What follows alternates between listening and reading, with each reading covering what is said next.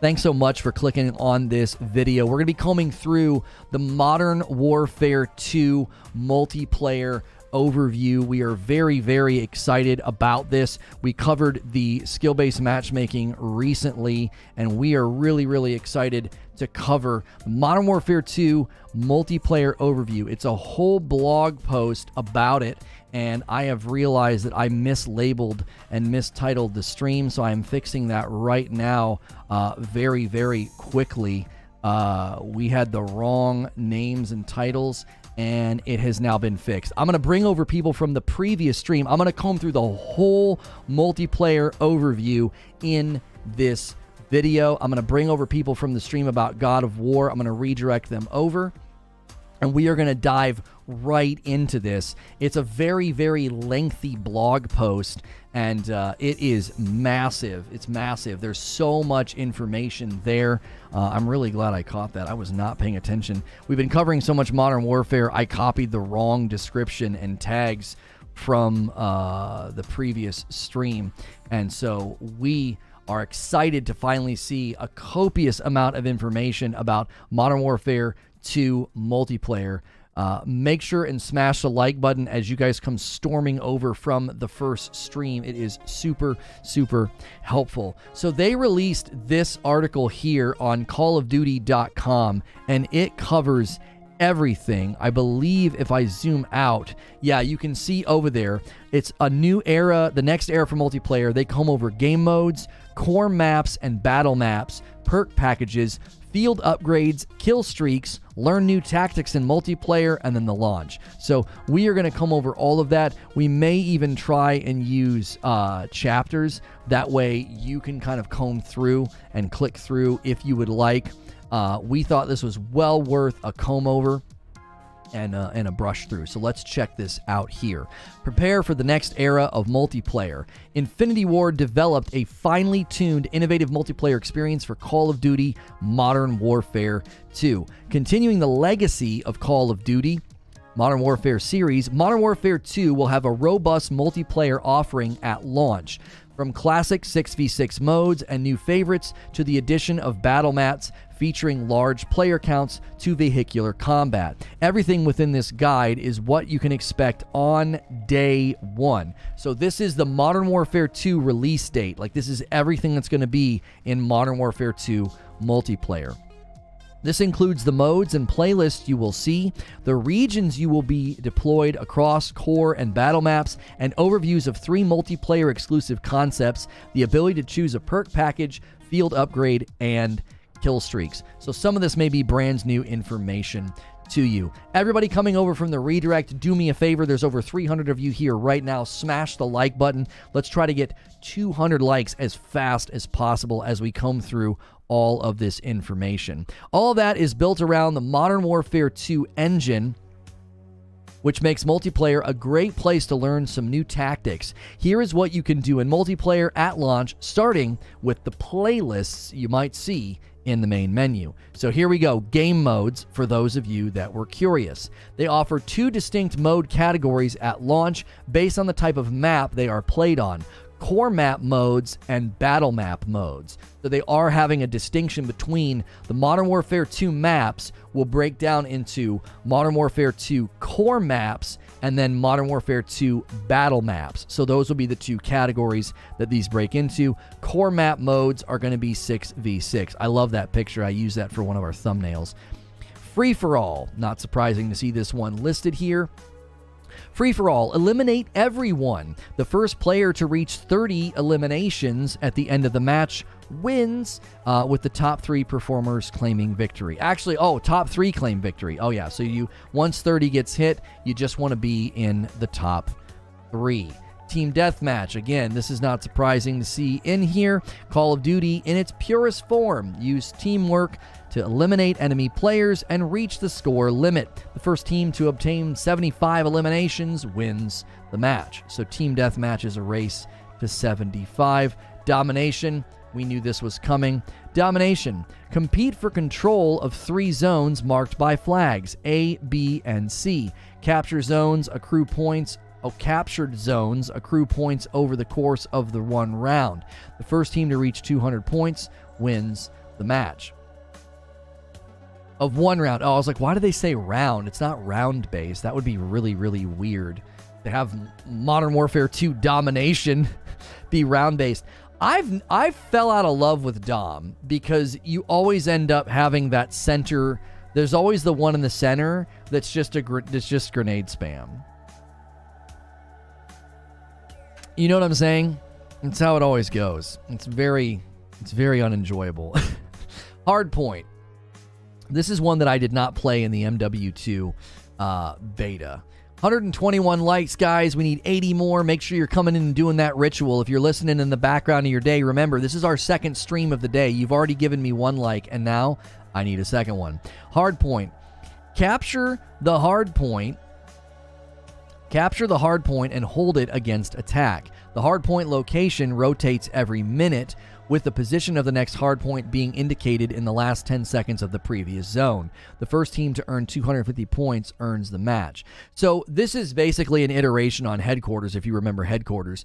This is a mode that can be really, really fun, but it can also turn into grenade spam. One of my favorite things with Headquarters in Black Ops 1 was the flak jacket. Flak jacket completely threw people off because they were accustomed to noob tubing or chucking a grenade in a room, and if they got a hit marker, then they would just come storming in thinking they got a kill. So you would register a hit marker, and they would think that they got you, and they would just come pouring in. So I've always liked modes like this when you can adequately defend yourself against the grenade spam. Outside of that, this kind of stuff can be kind of frustrating. Headquarters. Work to capture the headquarters, then dig in and defend. Respawns are disabled for the team that holds the headquarters. Really? Once the headquarters is taken offline, a new zone is designated for the next one. The first team to earn 200 points wins the match. Have they introduced this feature before where when you've captured a headquarters, they turn your respawns off? Did they do this in previous CODs, or is this new in Modern Warfare 2? Yo, Hendrix Live Podcast with 7 months. Welcome in, dude. Thank you for renewing that membership. Yeah, trophy systems. It's been around a bit. Okay, so that's not new. I've not played Headquarters in a while. I stopped playing after Black Ops 3. I felt like the game fundamentally changed in Black Ops 3, and I just couldn't enjoy myself. So I've not really been back since. I enjoyed the Modern Warfare 2 beta. We did a stream yesterday about skill-based matchmaking, which I accidentally titled and had this video described as that. Hopefully that doesn't hurt us too bad. Control. Control take turns attacking and defending to objectives. Each team shares a pool of 30 lives. If the attacking team successfully takes out one objective, they will gain more time to complete the second. The defending team can win the round by letting the time run out before the objectives are taken. Either team can additionally win by eliminating all 30 lives of the other team. The first team to win 3 rounds wins the match. So it's round-based? You have a pool of 30 lives, and then you're does it alternate back and forth? Yeah, you take turns attacking and defending, okay, and if you run out of lives, that's it. Each team can additionally win by eliminating 30 lives. Oh, you can win the round. Wait, so you get 30 lives per round? That sounds like that won't really happen all that often. 30 deaths in a round? That doesn't sound like that would happen all that often. There's a tier 1 search and prisoner. I'm not sure. Especially in search and destroy. Use Galil with a suppressor and a law rocket launcher. Firing range was my favorite map. Kind of a twist on rush mode. That's 2 noobs. 30 deaths. Can you imagine if somebody's dying 15 times in a round? They're trying. 30 deaths split between 6 people is 5 deaths per person. Yeah, I guess, because if you're objective, yeah, that's true. If you're going for an objective, I could see everybody dying 5 times. Yeah. Yeah, 30 deaths is not hard to hit in a round when you're attacking. The defending team obviously isn't going to be losing, everybody dying 5 times. You'd have to be playing like a total potato. Guys, as you come pouring into our second stream today, we're combing over the Modern Warfare 2 multiplayer launch overview. Do me a favor and smash the like button. We should easily have 200 likes by now. There's almost 400 people here. Prisoner Rescue. I played this quite a bit in the beta. I had a terrible time the second weekend with it. Skill-based matchmaking just made it miserable. Locate the hostages and get them out alive, or prevent their extraction at all costs. No respawns. Team revives are enabled. That was the one thing I did like about it the most. The attackers must find 2 hostages and carry them either out or protect at the extraction point. Each hostage is worth 100 points. Defenders must prevent their extraction at all costs and hold them together in their spawn area until the round timer expires. Each hostage not carried nor captured by the attackers is worth 50 points. The first team to earn 500 points wins the match. I would absolutely love for them to do a twist on this mode sometimes, and instead of calling it Prisoner Rescue, call it Prisoner Escort. And the team that starts with the hostages has to carry them through the map, and you've got to like defend the person carrying. It would completely change the dynamic of the game flow. So instead of it being Prisoner Rescue, it would be Prisoner Escort. So you would start out and be like, all right, who's grabbing the prisoner? So-and-so's good with the pistol. Let him do it. Let her do it. And then they grab the prisoner, and then everybody's kind of navigating their way through the map. And the other team would have to respond and be like, oh, they all came on this side, or oh, they split up. Like, I think that would be really, really fun. That could lead to some intense fighting. I think that could be a fun twist on this mode. Guys, there's 384 people here, okay? There is 384 people here. We need second streams to get likes. You can't come over and listen and lurk and not do it. It's so cringe to ask for it, but we need it. We need those 200 likes. We need like 30 people to smack the button. I'll stop talking about it if we just keep doing it. I don't have to do it if we hit those milestones early. Knockout. So here's another game mode. Both teams fight over a bag of cash located in the middle of the map. No respawns. Team revives are enabled. I like having team revives. I like that as a feature. Run over the cash to grab it. The team that holds the bag at the end of the round, or that eliminates the entire enemy team, wins the round. The first team to take 5 rounds wins the match. So it's basically one flag CTF, right? You have to run over the cash to grab it. So there's a bag of cash in the middle of the map. You don't get to respawn. And you can do revives. You run over the cash, you grab it, and the team that holds the bag at the end of the round, or you eliminate the entire enemy team, wins the round. Oh, no, this is more like Team Defender. Somebody's got to grab it and hold it.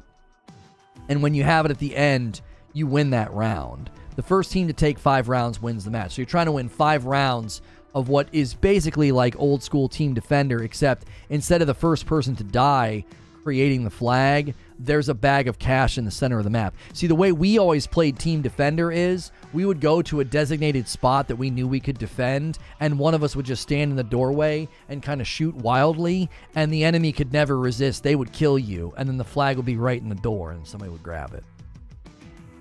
I'll be spending my time in Search, Control, Prisoner, and Knockout.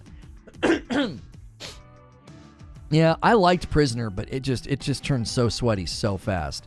All right, here's Classic. Search and Destroy. Teams take turns defending and destroying an objective. If you're not familiar with this, Search and Destroy is you're either planting the bomb or defusing the bomb, or trying to stop them from planting, right? You're defending against the bomb plant, or you're trying to plant the bomb. Super close on likes, guys. Thank you. Just a couple more likes for 200. We only need like 4 more. So you take turns defending and destroying an objective. There is no respawning. Also, Search and Destroy is different than Prisoner Rescue because there is no team revives. You can't revive anybody. That twist in Prisoner Rescue does make for different map flow and for different strategies. Search and Destroy, there's no respawning and there is no reviving. So you're out for that round. Attackers win a round by eliminating all defenders before or after the bomb is planted, or successfully planting a bomb and having it explode. So you can either wipe everybody out or plant the bomb and have it go off. That's how you win as an attacker. Now, defenders can win by eliminating all of the attackers before the bomb is planted, or you don't allow the bomb to be planted within the time limit, so that's another way to win. They just never get a chance to plant, or by defusing the bomb, right? So you either eliminate all of the attackers, that's a win, that's a round win. They never get the bomb planted, they run out of time because they're dum-dums, right? Or there's one guy left and he just hides. That happens sometimes. Or they successfully plant and then you defuse. I'm fairly certain the reason they're using this language right here, you have to eliminate them before the bomb is planted to win, is because once the bomb is planted, if you eliminate all of them and then the bomb goes off, you still lose. You still lose. So eliminating everybody doesn't matter if the bomb is planted. It just makes defusing easier. That's not an automatic win. All right, so now these are the big maps. So the Modern Warfare 2 maps get broken into two categories. Battle map modes are 32 v 32. So these are the big maps. So invasion, ground war, etc. So they're going to talk about ground war first. I did not get a chance to play any ground war. When I jumped into Modern Warfare 2 gameplay in the MW2 beta, I did not get a chance to check this out. Two teams, each composed of 32 players, square off to capture an odd number of objectives on a large map. This is a supersized version of domination, including vehicles for epic brawls. The first team to earn 250 points wins the match. So you've got 32 versus 32, and there's an odd number of objectives on a large map. Now, when they say odd, does that mean, does it get as high as 5, or is it always 3? I didn't get a chance to play Ground War during the beta. Because 5 I think would be better, because you'd split up the 32 players a whole lot more. If it's just 3, Jiminy frickin' Christmas, that's roughly 10 people per location. It's 5? Okay. I was going to say, that's got to be 5. So you roughly have 6 people per location if you're evenly distributing and you're trying to be organized and you're paying attention to where people are going. Okay. Yeah, an odd number. I was like, my word, that would be terrible. Okay. Yeah, the inclusion of vehicles, I think, is going to be satisfying for people that really didn't find Battlefield all that enjoyable, because when you think about Call of Duty versus Battlefield, that's always going to be the thought process is, Call of Duty is the more stripped down, more arena style, and so you don't have that big team stuff going on in the vehicles and all of that, and I think this is going to be a great way to appeal to people that are looking for Battlefield. So if you come into Modern Warfare 2 gameplay and you're like, bro, I don't like the stripped down quick twitch arena style, I want big maps, that's a great way to give people that. Tons of people here. Thank you so much for tuning in. This is the Modern Warfare 2 multiplayer launch overview. We're going through everything right now. There's so much information. Make sure and smash the like button. We need like 70 more for 300. We love to get those like milestones. It really helps the video. Now, they're not just calling this invasion, okay? They're calling it ground war invasion. I'm pretty sure in the MW2 beta it was just called invasion on the thing that you clicked on, but they're calling this ground war invasion. A massive chaotic battle with a mix of players and AI fighting alongside each other. Utilize vehicles, killstreak crates, and armored agents to gain the advantage over your opponent. The first team to reach 2,000 points wins the match. Now, I really enjoyed Modern Warfare 2 Invasion. I thought it was a blast. Now, skill-based matchmaking and lobby balancing made it really unenjoyable. So, I'm not actually sure if that was just overtuned for the beta. It's possible that, it was overtuned for the beta, but I really, really got frustrated by that. And I hope that they could maybe have that better tuned for the full launch of the game, because it was really frustrating. It was really frustrating. Good like ratio so far. Thank you. We do a redirect from stream 1. This is our second stream of the day, so we always have to kind of like hammer on people like, hey, we need you to hit like one more time, because YouTube will say, well, why do you have that many people watching and nobody's pushing like? Because they're all lurking. A lot of people treat me like a radio show. So I hope Ground War Invasion doesn't have such an overtuned skill-based matchmaking and lobby balancing, because it made it really unenjoyable. Adding bots is so cringe in multiplayer. Saying cringe is cringe. General mode and playlist notes. Some modes end on a score limit, while others end when the match timer runs out. In those cases, the team with the higher score wins the match. Other game mode considerations include the following. I hope they get rid of forced crossplay in those modes. That's another thing that we didn't really talk about. So Modern Warfare 2 crossplay leads to a lot of inherent lag, and also I don't really want to play against people on PC because I just don't. That's where all the cheaters hang out.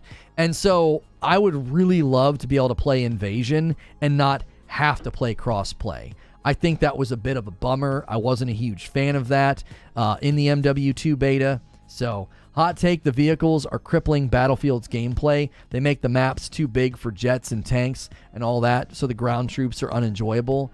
Yeah, it feels like it takes 1,000 years to get anywhere. I could see that, Corey. I don't know if that's a hot take. That seems actually pretty thoughtful. Now, there are featured game modes. Featured game modes change regularly, with playlists often focused on new maps and modes. Variations of standard maps and modes may also apply here. Now, I saw it reported that there would be no kill confirmed, and yet I'm seeing kill confirmed right here. So it looks to me like kill confirmed is going to be a featured mode that will show up every once in a while, but it will not be a standard mode. So maybe people were just sort of headline hunting, and they were like, kill confirmed, not going to be a standard mode in Modern Warfare 2, but it'll be a featured mode that will get, rotated. Because that's what that is. That's a giant floating dog tag. There's no way that's not kill confirmed. You know what I mean? So I beat Gotham Knights twice, and unless Heroic Assault is a savior, I want my money back. Should have took your advice. Hey, man, I appreciate you admitting that and being honest about it. I did my best to try to warn people. All right, here's our quick play discussion. Now, this is related to our SBMM debate yesterday. Modern Warfare 2 skill-based matchmaking, we covered it yesterday. Quick play. Get into a match fast with your own personalized playlist. Use the quick play filter to select your favorite game modes. From then on, quick play will search for all available matches in those modes. Change your settings at any time to add or remove modes from the search. Now, we debated this yesterday. We essentially said that Modern Warfare 2 Quick Play should be connection-based only. There should be no skill-based matchmaking in Quick Play. You should not be able to take a party into Quick Play. This should just be solo, connection-based. It just throws random people together. I don't care how good you are. I don't care how many wins you have on the day. If you use Quick Play, connection-based only because you're by yourself, right? Now, that doesn't necessarily apply to the tactical modes, because the tactical modes you definitely want to avoid. No, I actually think that would work for tactical modes, because as long as you cannot hit quick play, and if quick play would not put you in tactical modes against parties, it would only be solo, I think that would be amazing. This quick play isn't what you're thinking of? No, I think I understand what this is. This is them saying, oh, you can select a handful of things that you like, and then we'll quickly find you a match in those things that you like. What I'm saying is that the way they set this up, this should be where you go to play by yourself, no skill-based matchmaking at all. It might be just me, but killing bots in a battle royale or multiplayer game just feels weird. If I wanted to kill bots, I would play the PvE modes or combat training. The reason that I like it, Enzian, is it gives people a place to go for more casual, more chaotic gameplay and not feeling like everything's got to be a sweat fest. I think it's good because I think what it will naturally do is it will turn the hardcore players off. They don't want to go play in Invasion, Ground War Invasion, because it's bots and they don't like killing bots. Can we get 50 more likes on the video? If you're enjoying my coverage of the Modern Warfare 2 multiplayer launch overview, we're combing through all the information from their website. Be sure to hit subscribe. If you have any questions, put them in the chat. This is a Safe for Work broadcast, and we will be playing this game when it launches on Friday. I played through the entire campaign and reviewed it this week as well if you want to watch those past broadcasts. This lends credence to them keeping SBMM at the same level across all modes, since you can select a mix of tactical and non-tactical. It's also trying to pull the camo grinders out of the objective modes. That's exactly right. If you want to grind camo, just go to Ground War Invasion. Quit going into a tactical mode and hiding in a dadgum closet. It's irritating to the people that want to play. Tier 1. So here's another thing you can do. Tier 1 is a playlist. A Tier 1 playlist is designated within a playlist name, and it offers a more challenging experience compared to traditional multiplayer. Operators have less health and limited HUD, and friendly fire is on. These elements are consistent in all game modes that support the Tier 1 variant. So instead of calling it hardcore mode, they're calling it Tier 1. So if you want to play with less health and limited HUD, so you die faster and you don't have as much, radar and information. I always feel like these modes turn super, super campy. So I don't know. I fell out of love with hardcore a long, long time ago. I know they're calling it Tier 1, but it sounds to me like they're calling it Tier 1 because hardcore has a stigma and they're wanting to give it a second chance. They're wanting to give hardcore mode a second chance. Can we give this thing a second chance? Can it come back?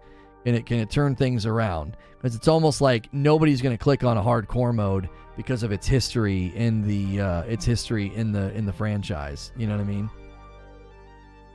I kind of like that Tier 1 makes it sound hardcore per se. Yeah. They did this filter system in Vanguard. Pretty cool. I like hardcore. I don't need to shoot my entire clip to shoot somebody, and shotgun damage is unrealistic. Yeah, I know people like this. They like the quicker time to kill. They like people dying faster. Third person mode. Now, this is what I'm excited about after their camera updates. If you guys missed this, they will only do ADS, which is aim down sight. You will only aim down sight in this mode if you have a 4x zoom or higher. So how it worked in the MW2 beta is anytime you played Modern Warfare 2 third person, it would like ADS and all of a sudden you'd be in first person. It was really, really awkward. Is knife only going to be a viable like the original MW2 Extreme Condition plus Commando Pro? Oh, I don't know. You have to ask She Knives, see if she can get into the game and come up with a build. Thank you so much for everybody tuning in today for more Modern Warfare 2 coverage. We are combing over the Modern Warfare 2 multiplayer launch overview. We need 40 more likes. We appreciate you guys coming in and smacking that button right away. Also, make sure you're on live chat so you can see what everybody's saying. Third person mode. Get a new perspective in Modern Warfare 2's third-person playlist. In this mode, the camera is set over the shoulder of your operator. This gives more perspective on your overall surroundings in exchange for less depth of field in front of you. It's great for seeing your operator in action and giving a different feel to the standard first-person view. Now, why on earth would they use this phrase right here? It's great for seeing your operator in action. I've had my own theories swirling about Modern Warfare 2 and the PvE content that they're investing in with Spec Ops and raids, and I've continued to say they're committed to making sure third person feels good because I have a feeling they're going to bring third person to the PvE content, and they're going to have you making your operator look cool and earning stuff in the raids, etc. So them saying, look, it's great for seeing your operator in action. Well, why would that matter? Well, it matters because they have bigger plans than just a third-person mode. That's a theory that I have. Core maps and battle maps. Modern Warfare 2 features two map types, core maps and battle maps. These maps are regrouped into one of three categories: Al Mazrah, Las Almas, and the rest of the world. And the rest of the world. What a category. Al Mazrah, Las Almas, and the rest of the world. Al Mazrah. Maps in this category are based on locations in Al Mazrah, a metropolitan area and its outskirts within the Republic of Adal, serving as the main region for Call of Duty Warzone 2.0. Several core and battle maps will be based on locales from this region, making multiplayer a great mode to get familiar with their points of interest and power positions. So it sounds like you can kind of study for Warzone 2. If you want to study points of interest, it sounds like these are going to be places from the map. Thank you, everybody who's smashing that like button. 24 more. You guys are the best. Las Almas. A major area of interest in the Modern Warfare 2 campaign, Las Almas is a Central American region that will host a variety of core and battle maps. There's Ghost. He's out there. Rest of the world. The final category of maps takes place in areas outside of Al Mazrah and Las Almas for a glimpse of what's happening in other regions of the world. Core maps support traditional 6v6 play, while battle maps support 32v32. I wouldn't be surprised if some of the maps that take place in the other regions of the world might be glimpses or hints into DLC locations or Spec Ops or raids. We'll have to kind of keep our eyes tuned for that. All right, so now we're moving out of maps and we're moving into perk packages. Now, this is controversial. Modern Warfare 2 perks has many people debating and irritated and frustrated at the setup, and people don't like this. So if you want to weigh in and let me know what you think, hit subscribe. That'll let you talk in my chat. We would love to hear what you think. Innovating on the perk system, Modern Warfare 2 introduces perk packages, which are equipped as part of a multiplayer loadout. Each package, the install size might be at the very bottom, Robert, I'm not sure. Each package consists of 4 perks, 2 base perks plus 1 bonus perk and 1 ultimate perk. Operators begin each match with their 2 base perks, unlocking the bonus and ultimate perks over time, with eliminations and assists plus objective and tactical plays that help to unlock them more quickly. The more active you are in a match, the sooner you'll have your full stack of 4 perks. The perks you'll see at launch with their original effects are as follows. These are subject to change post-launch, so that they're saying perks might change after launch, right? Here's the thing, right? I get this, okay? This can go both ways. Like this section here. This can cut both ways. Yo, Smashville gifting 5 members to the community. Thank you so much for doing that. If you guys are here on a regular basis, you're much more likely to get a gifted membership. Make sure you get into the members-only Discord server, and make sure you're here for members-only talk shows. Thank you so much for everybody tuning in. Seek Met, Anthony Grant, Boy Marauder, Detective Seeds, and Captain Crunch. You guys all got gifted members. Make sure and say thank you to Smashville for that. So this section of text here can work both ways, okay? Number 1, this can motivate movement and engagement and reward it accordingly. I think that's good on paper. In practice, this can become problematic because the quicker you unlock your bonus and ultimate perks with eliminations, assists, and tactical or objective plays, it can lead to a snowball effect. The rich get richer. I remember playing a game called Homeland, and they gave people so much armor and so much power and so many benefits from kills. Some guy got a kill streak in a building, and he could just stay in there, and you'd never get close to him. He became like a miniature Godzilla. He became untouchable, right? So this, again, on paper, the principle behind this is sound, and I think it sounds wonderful. Yeah. You shouldn't get everything just because you checked the box before the match went live. If you want your bonus perk, if you want your ultimate perk, then you got to go out there and get kills, get eliminations, get assists, do stuff. Rewarding that, I think, is sensible. In practice, it could lead to some problems. I especially like this in tactical objective modes because the guy who camps a corner and isn't helping isn't getting his perks. The guy who's getting captures and defends should be getting his perks quicker, and I think that's the right way. I think that's how it should work. So, guys, we need 13 more likes. Thank you, everybody who's been smashing the like button. 500 people here. If you want to chime in on the perk system and how it works, hit subscribe so you can talk in my chat. Subscribing is totally free. Welcome to Reforge Gaming. We are combing over the Modern Warfare 2 multiplayer launch overview. Here are all of your base perks. So these are perks you can pick, and you have them at the start of the game and all throughout.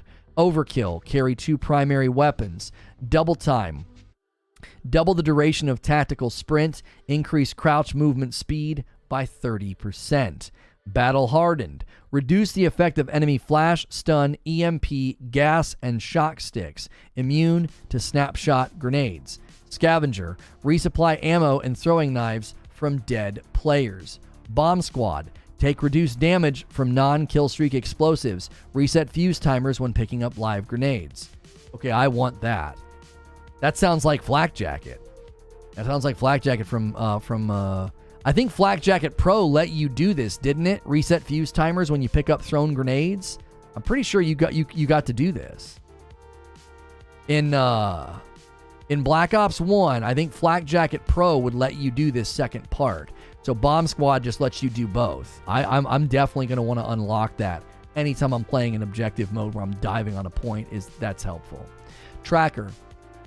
Enemies leave behind a footprint trail, and enemy death markers are visible. Kill markers are hidden from the enemy team. Strong Arm. Throw equipment farther and see a preview of the trajectory. Extra Tactical. Spawn with an additional tactical. There you go. Thank you guys for 300 likes. You guys are the best.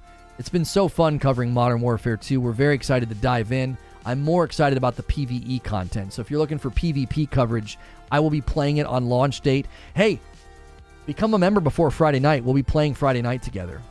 Bonus perks. Okay, so this isn't ultimate. This is bonus. So this is one step above base perks, and these are the ones that you have to unlock in the match with kills, assists, objectives, and what was it? It was objectives and what else? It was objectives and tactical plays. Akuda Papa with a $5 tip through Super Chat. Thank you so much. I was driving, but Tier 1 references the highest level of soldiers. Navy SEALs are Tier 1 operators, for example. Got it. So they're going for a more traditional, like, militaristic naming style. Hardcore doesn't really sound serious. It sounds like it's hardcore, right? You're not hardcore unless you live hardcore. Jack Black, School of Rock. All right, bonus perks. So resupply will spawn with an additional lethal. Equipment recharges over 25 seconds. Spotter. Spotter can spot enemy equipment, field upgrades, and kill streaks through walls. Aiming down sights highlights them for the team. Hack enemy claymores, proximity mines, C4, and trophy systems. See, this is huge for a team that's playing well in a tactical mode. If you're playing well in Search and Destroy, and you get this, and you can spot as the attacking team, you can spot the claymores, the prox mines, the C4, and the trophy systems, that's so helpful. That's game changing. That's round changing right there on its own. That could completely turn the tide of a round, knowing where certain things are. Again, I love the idea of unlocking perks by playing well, but this could create a snowball effect in a game like that. Cold-blooded. Undetectable by AI targeting systems and thermal optics, does not trigger high alert warning, does not highlight in enemy tactical cameras, recon drones, or spotter scopes. Again, this could really help in a tactical mode. You could really take somebody by surprise. Suddenly, you're not proccing on anything, and they're not expecting it because all of a sudden the rules of engagement change because you unlocked cold-blooded in the middle of the fight. Lots of utility in these perks, and I like the progressive nature of the perks. Smashville with a $5 tip through Super Chat. This is the pre-party. The party starts Friday, then carries on with God of War and Callisto. I'm excited. Thank you, sir. Thank you. Thank you, everybody, for tuning in as well. Fast Hands. Reload, use equipment, or swap weapons faster. Hardline. Reduce kill streak cost by 1 elimination. Reduce score streak cost by 125. And then lastly, Focus. Reduce flinch when aiming down sights and extend hold breath duration. Okay. I think the two you're going to see show up the most often in tactical is going to be Spotter and Cold-Blooded. And I think you're going to see Fast Hands and Hardline show up a lot in like team deathmatch or like kill-based rounds, right? And maybe resupply because you'll be able to just spam your lethal, you know, spawning with an additional one. And then this, reducing flinch, I feel like that'll be... Yeah, I feel like this will be used the least amount. Focus will be used the least amount. Having to earn that doesn't seem like people will... I could be wrong in my prediction, but that doesn't seem like somebody's going to want to try to earn that. Here's the ultimate perks. So these ones are the ones that take even longer to unlock. Ultimate perks. So High Alert. Vision pulses when spotted by an enemy player outside of view. Okay, not sure about that one. Ghost. Undetectable by UAVs, portable radars, and heartbeat sensors. That's a game changer in round-based tactical modes because You can, again, completely change the rules of engagement, and it can feel a little bit like rock, paper, scissors, and you take somebody totally by surprise, and they were not expecting you to suddenly be there because they've been using heartbeat sensor or UAV or their portable radar. Quick fix. Eliminating players immediately triggers health regeneration. Capturing and holding objectives increases health regeneration rate. This one will be very, very popular in OBJ modes like Hardline. It'll be very popular in OBJ modes like S&D and Prisoner Rescue to keep you in the pocket, right? Because getting that kill, usually somebody's coming around the corner to avenge their teammate, right? And that's huge because they'll be expecting to shoot you once or twice and that you're going to go down and you've initiated healing. You know? Overclock. Store an additional field upgrade charge and increase field upgrade charge rate by 40%. On earn, get a field upgrade charge. Oh, when you earn it, you get an upgrade charge. Got it. Okay. And then you increase the charge rate. Okay. Survivor. Now, the field upgrades we're going to get to in a moment. Field upgrades are like the portable radar. Survivor. On death, enter last stand with the ability to self-revive once per life. Teammates can revive down players faster. And again, this is enormously influential in a mode. Oh, sorry, let me scroll. That's very influential in a mode like Search and Destroy where you're not expecting it. That'll totally take people by surprise. Because it's not happening the entire game. It's not happening the entire round. Just all of a sudden, randomly, bloop, the guy drops on the ground. You're like, what?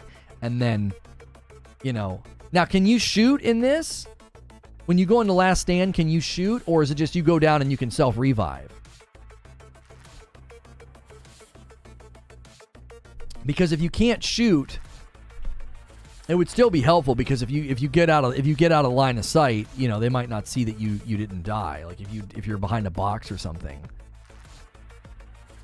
It doesn't say whether or not you can shoot.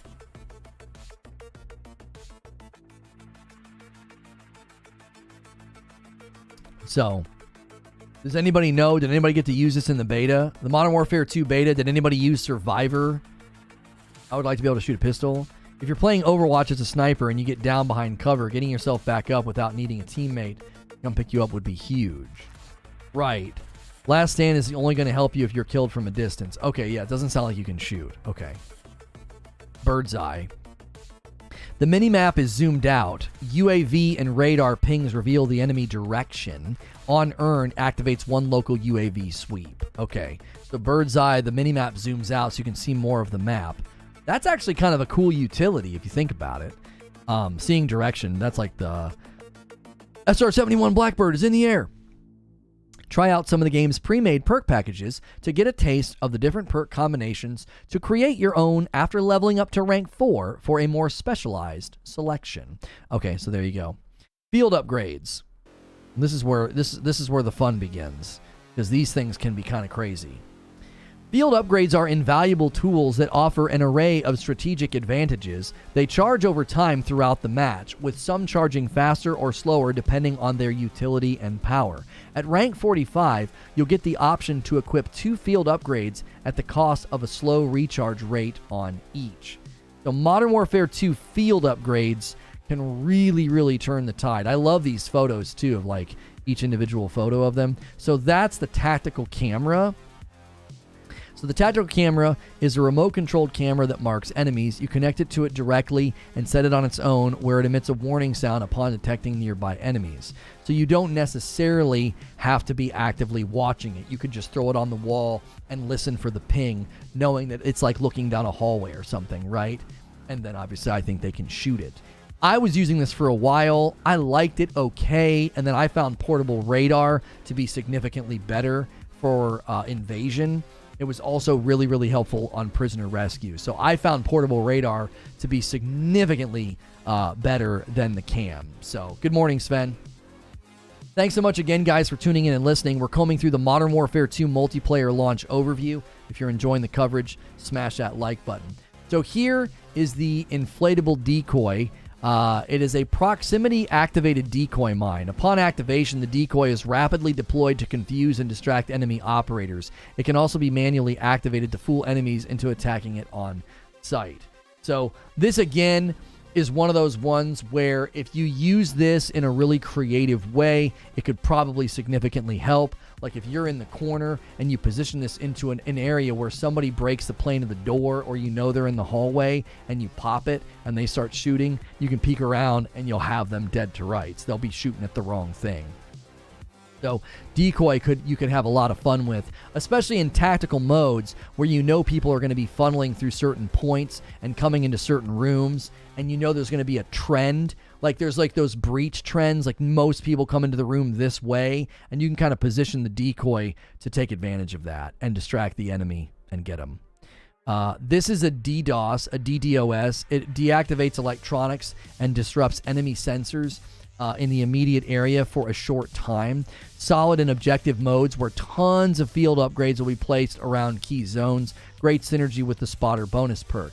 So this is really helpful once you unlock it. If you're aware that the enemy team has been getting you with cameras, or they've been getting you with portable radar, once you get this and you get close to choke points in rooms, you pop this sucker, and it'll help you, get in. It'll also, help really bad Destiny players win at trials.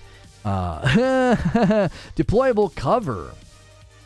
Portable, rapidly deployable ballistic cover. When stuck in the middle of nowhere with nothing to hide behind, this shield may save your life. Great on open objectives or whenever a heavier weapon, such as an LMG, needs to be mounted for accurate fire.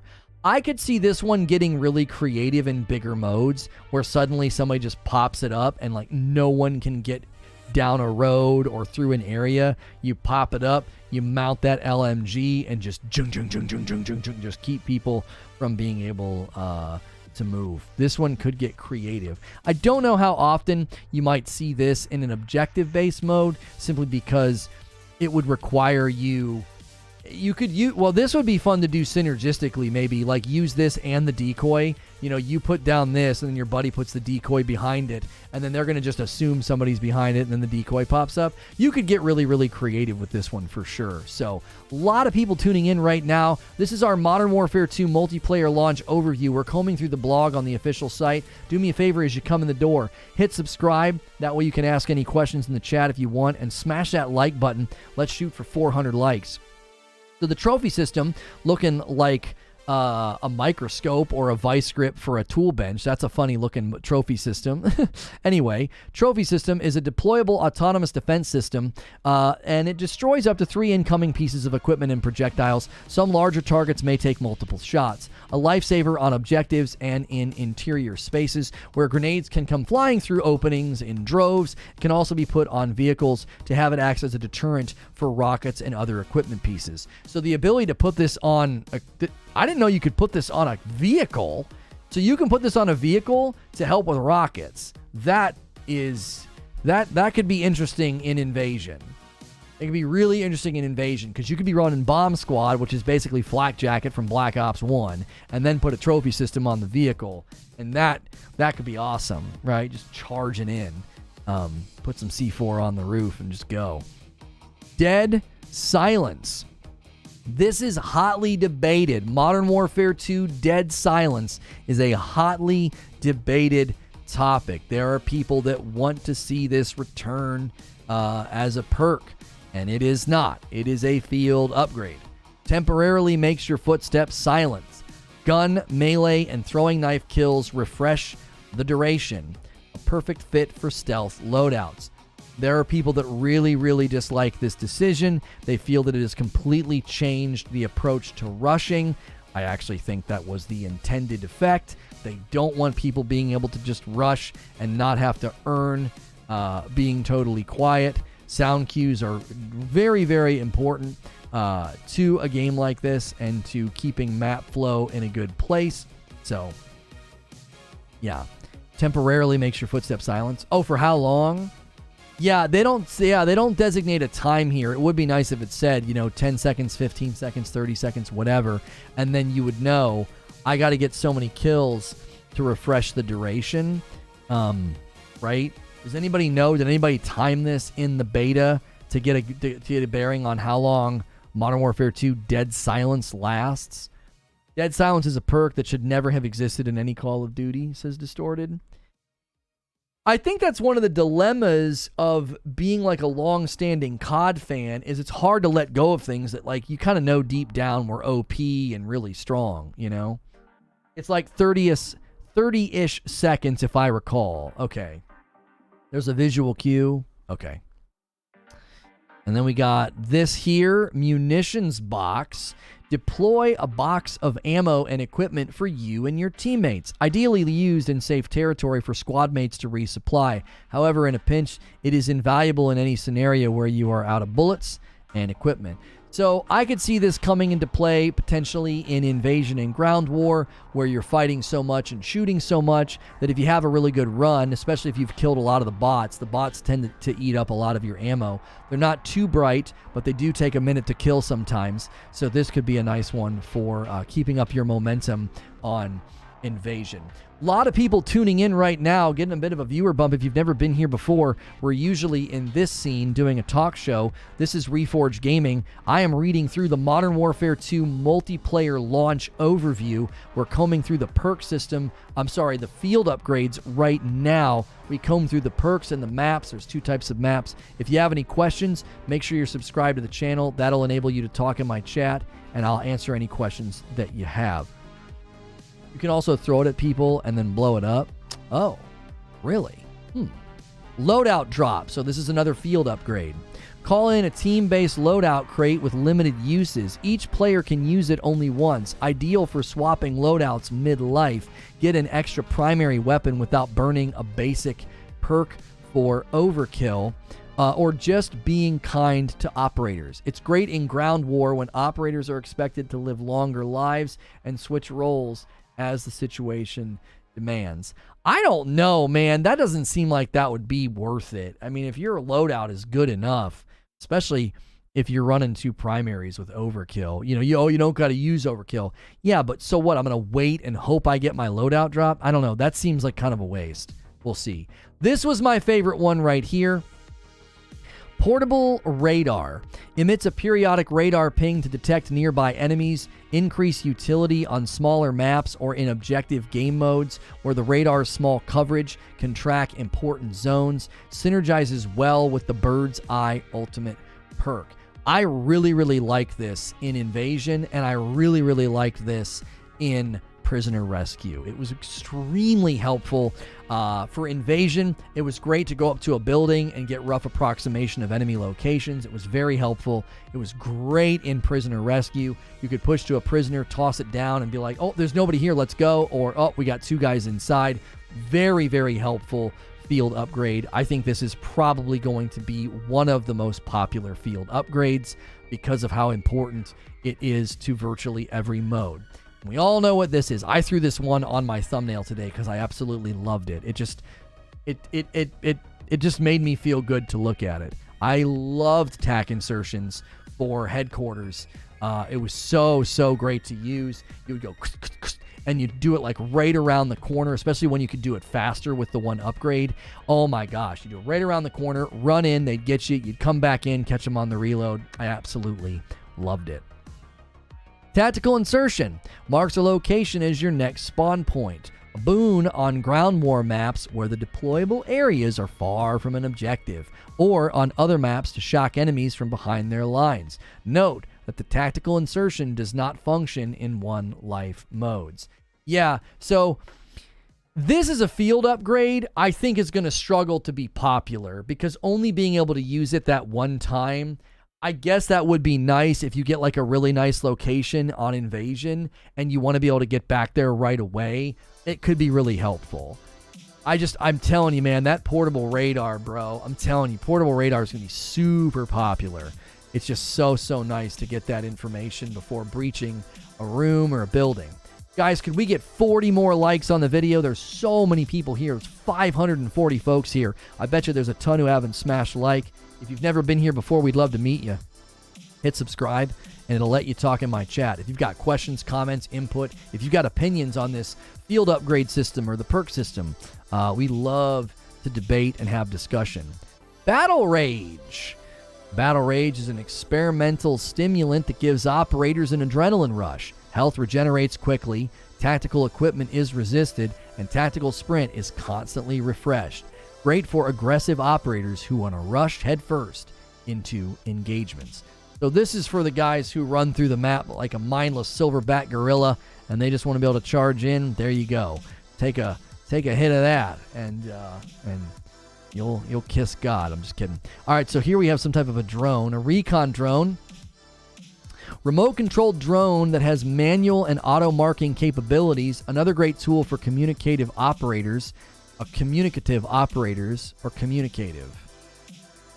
I think you can say it both ways, can't you? For communicative operators, for communicative operators. Anyway, try strapping a C4 to this for a makeshift bomb drone. Are you freaking kidding me? You can strap C4 to this bad boy? All right. That's cool. Here's another drone. Smoke airdrop. Call in a line of drones to deploy a smoke wall at a targeted location. A sniper's nightmare unless they have the means to see through it. So, yeah, see, some of these just seem so specific. I would want to see this thing in action. Just how effective is the smoke, you know? Because I don't know. I don't know if I would, in light of all of the other ones you could pick, why are you picking this one?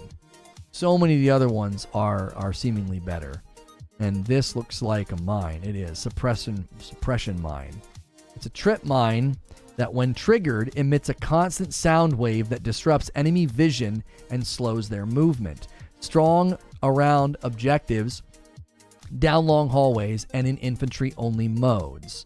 So you put this on an objective, and it gets triggered, and there's sound. It disrupts their vision and slows their movement. Got it. They admit snipers are an issue?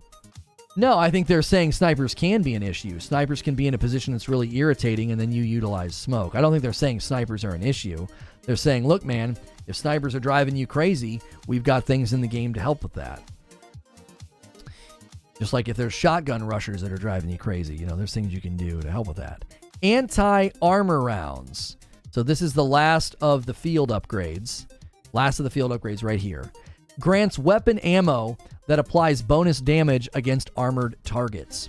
This includes vehicles, equipment, body armor, and targets behind penetrable cover. Phenomenal in ground war where vehicles roam alongside operators. Great synergy with the spotter bonus perk with any mid to long range high caliber weapon such as a battle rifle, LMG, or sniper rifle. Yeah, because you could destroy equipment through the wall. You spot it and then you shoot it through the wall with your anti-armor rounds. Guys, we continue to get more and more people in here. Thank you so much. We are reading through the Modern Warfare 2 multiplayer launch overview. If I could get 13 more likes before we hit the first hour of this broadcast, that would be amazing. We usually struggle with likes on the second broadcast. We're about to hit 400 likes. Let's take a look at the kill streaks. So, to catch you up, we have combed over the two different map types. If you've just gotten here, there's core maps and there's battle maps, right? We've combed over that, and the modes break up into those. There's free-for-all, team deathmatch, domination, hardpoint, headquarters, control, and prisoner rescue, knockout, search and destroy. Those are all on your core 6v6 maps. The big maps, 32v32, your battle modes, are going to be ground war invasion, and then they did say that some modes will behave differently. There will be featured modes, so kill confirmed is shown here in this picture, but it'll be a featured game mode that rotates. It won't be a standard regular mode. Then they talked about quick play and how you can pick the things you want. Tier 1 is basically a hardcore mode, and then third person mode, right? And then I'm not going to reread the sections on Al Mazrah, Las Almas, and the rest of the world, or the perk packages. I'm not going to reread that, but there's base perks, bonus perks, and ultimate perks. Base perks you have all the time. Bonus perks are earned. Ultimate perks are also earned, and they go in order, one to the next. Field upgrades, we just finished looking at all of these field upgrades. And right after field upgrades is the Killstreaks. So thank you so much for being here. If you've enjoyed this breakdown, this read through, I hope you enjoy my content. I am a Safe for Work broadcaster, and we appreciate you hanging out with us today. In multiplayer, separate to a loadout, you can also choose 3 kill streaks to take into the match, each requiring a certain streak of eliminations to deploy. Getting eliminated sets your streak back to 0. Modern Warfare 2 additionally offers the choice to use a score streak system instead, using earned score instead of eliminations to track your progress. Again, when eliminated, your score streak progress is reset to 0. Only one kill streak or score streak within the game's same category, requiring the same number of eliminations or score, can be selected. What's up, Reforge? What's up? If you guys are new, thanks for being here, man. Hit that subscribe button and talk in chat. Let us say hello to you. Introduce yourself. Or consider becoming a member or give some members. We have a very active membership crew here. All right, so 4 kills or a 500 score. So I don't understand. Would you pick score streak if you're in a mode where you're more likely to get points and maybe 2 kill? Like, your kills are going to give you points, obviously. But someone argue that for me. Why would you switch off of kill streak to score streak if score streak resets on a death? Right? What would be the point? If the score streak is going to reset on a death, same as a kill streak, then what in the world, why does it matter? Are there modes where you're just more likely to get points and not kills? Always score, assists, and objectives. Oh. I think you can choose which one you want to give people the option. That's what this is. Yeah, that's what this is. So 500 points or 4 kills will get you UAV. We know what UAV is, but we'll read it anyway. Upon activation, the UAV flies high above the playable space, revealing enemy locations on the minimap every few seconds for all squad members until it needs to refuel. Then it stops sweeping for locations and quickly flies away.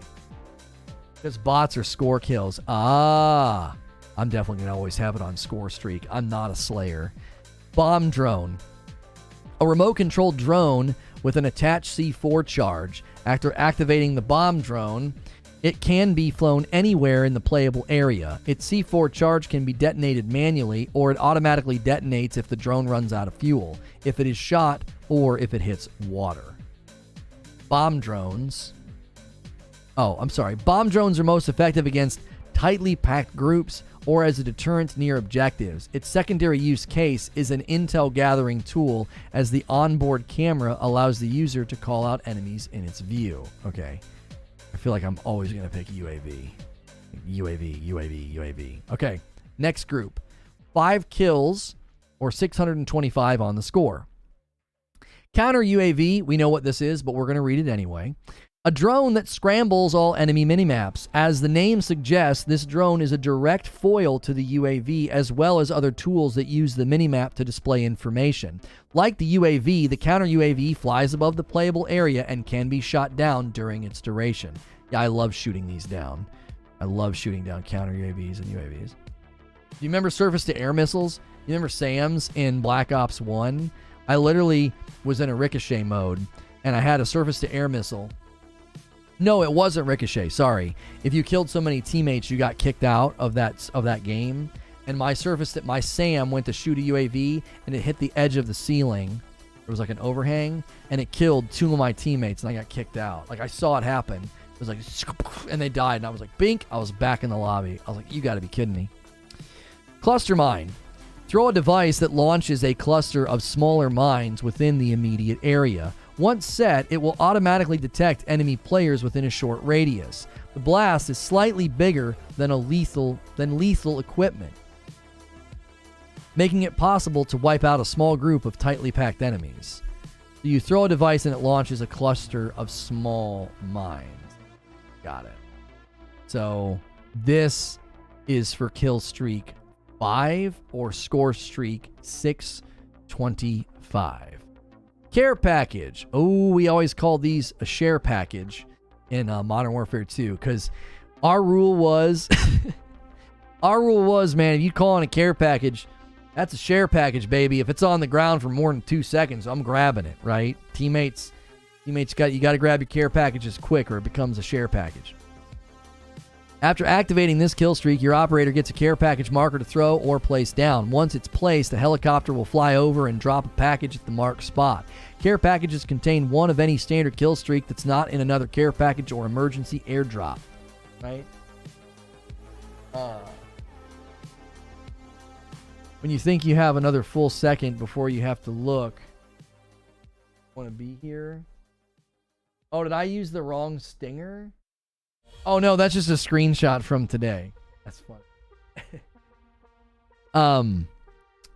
The odds are weighted toward less expensive kill streaks, such as UAVs and bomb drones, but it is possible to pull gunships, advanced UAVs, and even juggernaut suits from the care package.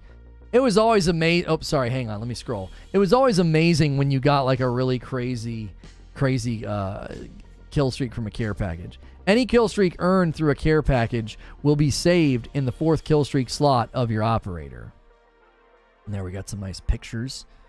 Nice pictures of the boom booms. The boom booms and the pow pows. All right, next group of kill streaks. This is for 6 kills or a score of 750. Precision airstrike. Use a spotter scope to designate a target area for bombardment. Mark the area and 2 jets will swoop down in succession, raining down gunfire using the best available path. The precision airstrike path is determined by covering the most playable area while avoiding anything that would block flight, such as a building. These jets fly by quickly enough to avoid most anti-killstreak technology, such as launchers. There you go. Cruise missile. On activation, your operator will launch a cruise missile via tablet and release it from its air carrier. While airborne, the missile can be steered and accelerated via its built-in boost function. Enemy operators without the cold-blooded perk will appear with the red icon for assisted targeting.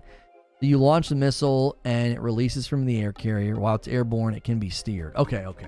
This is the steerable one. Mortar strike. Mark a target location with the laser pointer to signal several waves of mortars to attack the area. The mortar strike is great for clearing out and suppressing a small zone like an objective or an important pathway on the map. Don't get caught in the bombardment. I hear DMZ is a thing. Is that accurate? I believe DMZ is going to be in Warzone. It's not listed in this. I don't think it's listed in this. We've read through the modes already. So, more kill streaks. For 7 kills or 875 score streak, again, both score streak and kill streak reset on a death. But if you pick score streak, you might get there faster in the objective modes. So, thank you guys for all the likes. 428 likes. Keep the likes going. You guys are the best. Sentry gun. An AI-controlled weapon, the sentry gun scans for nearby enemies once it is placed, firing incendiary rounds at anyone within 90 degrees to the left or right of its original position. Once it is deployed, its deployer can pick it and dies. Sentry is lost. Wait, hang on. Once it is deployed, its deployer can pick it and dies. Sentry is lost. I feel like this is a typo. This doesn't feel like they finished. Once it is deployed, I think they meant to say once it's deployed, its deployer can pick it up. Right? And if they die, the sentry is lost. It sounds like they're trying to say 2 things here, but they didn't type out the full sentence. Yeah. You can pick it up and move it, right? I think they're trying to say you can pick it up and move it, but if the player dies, the sentry is lost. Someone didn't finish their thought. Yeah. If the deployer can pick it and dies, the sentry is lost. Yeah, I think it's a typo. I think they were trying to say you can pick it up, and then if the player dies, it's lost. So you can pick it up and move it around, but it ain't gonna be there if you die. Right.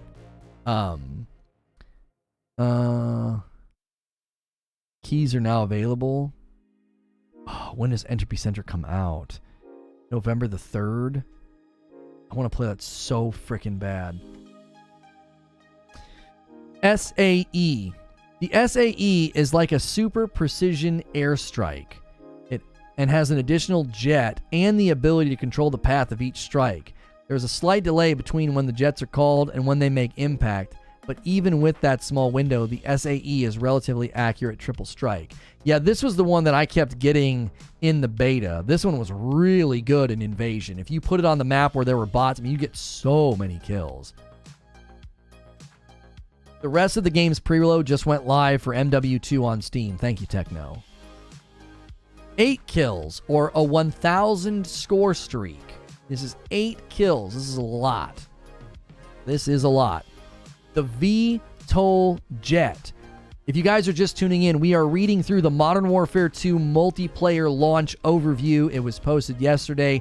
We've read through everything. If you need to rewind to catch up, feel free. We will chapter this video with everything. The VTOL Jet. It releases bombs in a line at the selected point before circling back and guarding a location of the player's choice. Once it returns, its fast-firing, high-caliber turret can easily eliminate enemies, making it a true defensive powerhouse or a strong offensive tool to call in before advancing to an area. The VTOL Jet can move to a different area if its operator chooses. Look for an on-screen prompt to redirect its patrol area. Jeepers creepers. That sounds insane. So especially in like Invasion or Ground War, you put that puppy above a nice positioned window looking at their spawn. My gosh, that'll be a headache and a half. It literally hang on. So it bombs in a line and then it comes back and guards the location that you choose. RPG magnet? Sure, but still. My gosh. Overwatch Helo.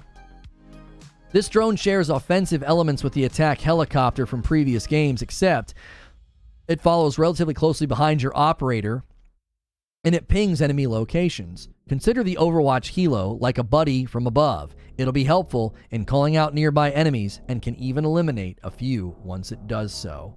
So this seems like a combination of sit rep recon, you're kind of getting information, but you're also potentially getting some kills from it as well. Wheelson HS. Remote-controlled amphibious vehicle with auto-sentry capabilities, the HS model of the Wheelson is updated to include a more powerful mini turret and the ability to float on water. It can either be manually piloted or, after initially bringing it up its controls via tablet, set to a stationary autopilot mode. Wait, I'm confused. Why would you have this on, though? Not every map has water, right? Doesn't this sound like something like if you had this on, you'd have to consistently turn it off the minute you get on a map where there's no water? Wheelsons are so annoying and hardcore. All sounds great. How to keep blueberries from flipping spawn. Right. I'm confused here. It's an amphibious vehicle with auto-sentry capabilities. It's updated to include more powerful mini turret and the ability to float on water. Oh, amphibious means land and water. Well, it would help if I knew what words meant. Okay, I was like, what the frick? 10 kills. Is this the big kahuna? Oh gosh, it keeps going. Jiminy Christmas. So a 10 kill streak, 1250 on the score. Stealth bomber.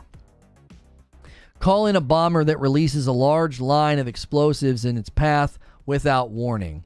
The sheer amount of firepower is enough to blanket most maps with explosions, which makes finding substantial interior cover the only way to avoid this kill streak. Stealth bomber. I remember Stealth Bomber in one of the Black Ops games. You could get it even if you died. You could work towards Stealth Bomber, like even if you died. And I remember me and my friends would always hold Stealth Bombers. And when we got 4, we would someone would go left, like we would make a square on the map. Left, up, right, and down. Oh gosh, it was obnoxious. The whole map was like shaking and rumbling and roaring. And yeah, people hated us. Chopper Gunner. Control an assault chopper armed with a turret and air-to-ground missiles. While controlling the chopper gunner's movement, fire away with its high-caliber cannon rounds and several rockets. In terms of defense, chopper gunner's hull can withstand a few rockets and has flares to deter auto-targeting threats. The built-in vision system can be switched to thermal mode, highlighting enemies by their heat signature. Woof! Chopper Gunner in MW2 was the worst. When you heard that, you knew a nuke was potentially on the horizon. You just, that clang, clang, clang, clang, clang, clang, clang, clang. Oh my gosh. Find him. Find him. Find the guy with the Chopper Gunner, man. That was always the panic. Emergency airdrop. Yeah, they changed formatting here. Instead of doing bold with a colon, they did this for some reason. Dropped by a rope system that's tied to the same helicopter as the normal care package. 3 crates will be delivered together by the same helicopter. These care packages are functionally similar to regular care packages in every way. Act fast and be generous with your team to scoop up all the random kill streaks inside these packages, lest they fall in the wrong hands. Yeah, this was another thing we loved to do. Emergency airdrops were so fun in MW2. Just, yeah, and then cling, cling, cling, cling, cling, all these care packages just drop on the ground. So exciting. We'd be fighting over them all the time. 12 kill streak or a 1,500 score streak. Gunship. Great band, by the way. Gunship. A heavy assault gunship equipped with the laser tracking missile along with the 40mm and 25mm cannons. Oh, so this is the AC-130. The laser tracking missile can wipe out other kill streaks, vehicles, or large groups of enemies. The 40mm cannon is perfect for peppering kill streaks, vehicles, and objectives if the missile is not available. And the 25mm cannon is best used against individual targets. Utilize the built-in thermal sight to detect enemy operators via their heat signatures. We got the weapon mastery camo progression tree. You got a link for that? Like every single one, Sven? We could look at that too. Advanced UAV. An untargetable An untargetable orbital UAV that reveals the enemy direction on the minimap in real time for you and your allies. So this is SR-71 Blackbird. This is active for as long as the standard UAV because this kill streak is high value. It may be worth using after dying during the subsequent life. That way the intel can be used to re-earn this kill streak and others. Oh golly. 15 kills. This is your big boy. This is it. This is the granddaddy. He's right there. Look at him. Look at that guy. This is the big kahuna. If this shows up on the map, you better be worried because somebody frickin' slayed out. 15 kills or an 1875 score streak. Juggernaut. Once earned, the Juggernaut care package marker can be dropped anywhere on the map like a standard care package. Capture it to become the Juggernaut, a super soldier with incredible health and armor that can only be downed with tons of headshots or sustained explosive barrages. With the suit comes a minigun, which becomes available for use after the Juggernaut perishes, a surefire power weapon in anyone's hands. New tactics, learn aquatic maneuvers, ledge hanging, and more in multiplayer. Multiplayer is a great training ground to learn new mechanics in Modern Warfare 2, including the following. Aquatic maneuvers. Modern Warfare 2 introduces water-based movement in combat, adding a new layer of strategy as you incorporate aquatic environments in the map. Plunge in and swim up to unsuspecting enemies or take a dive when you've got enemy operators hot on your tail.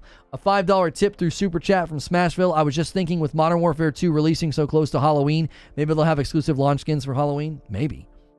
If the battle moves underwater, you're not out of luck. Operators can fire their sidearms and use certain equipment while submerged, but note that your weapon's projectile will be affected by the water's density, so adjust your aim accordingly. Ledge hang. While mantling up onto certain ledges, your operator will be given the option to use the new ledge hang ability. This allows you to peek over the ledge without fully exposing your position. Your operator can fire their sidearm while peeking until they run out of ammo. From that point, you can either complete the mantle or go up and over the ledge to drop back down to reposition. They say it's a much more streamlined camo progression. Guys, we're going to look at the Modern Warfare 2 weapon camo system in a moment. We'll do that next. If you're enjoying my coverage today, we're reading through the Modern Warfare 2 multiplayer launch overview. Do me a favor and smash the like button. Give me 50 more likes. 500 likes would be available. Modern Warfare 2 launches on October the 28th. Time is running out to pre-order. Players who digitally pre-order, blah, blah, blah. Okay, so nothing there about install size. So if you missed any of that information, be sure to rewind or go back and you can comb over the chapters. Wait, where did you get all of the information? Are they just posting images? Okay, it looks like they're posting images. Open image in a new tab. Open image in a new tab. And then what's this one? Recap your 20-day mission at launch. All right, I got 3 images. Is that all I'm going to get? They're posting from a blog post or something. I can't find it. Try to track that down for me, Sven, if you can. All right, I'm going to show you these images. All right. So we got some stuff here. Well, I don't know. Is it... Charlie Intel's posting it, so we're probably good to post this stuff, yeah? If Charlie Intel's posting it, then it's... Some of this is redacted.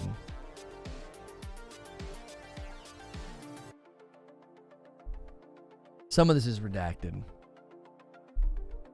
Okay, so what we have here is FTAC Recon Weapon Mastery, okay? So it looks like there's 4 sections here.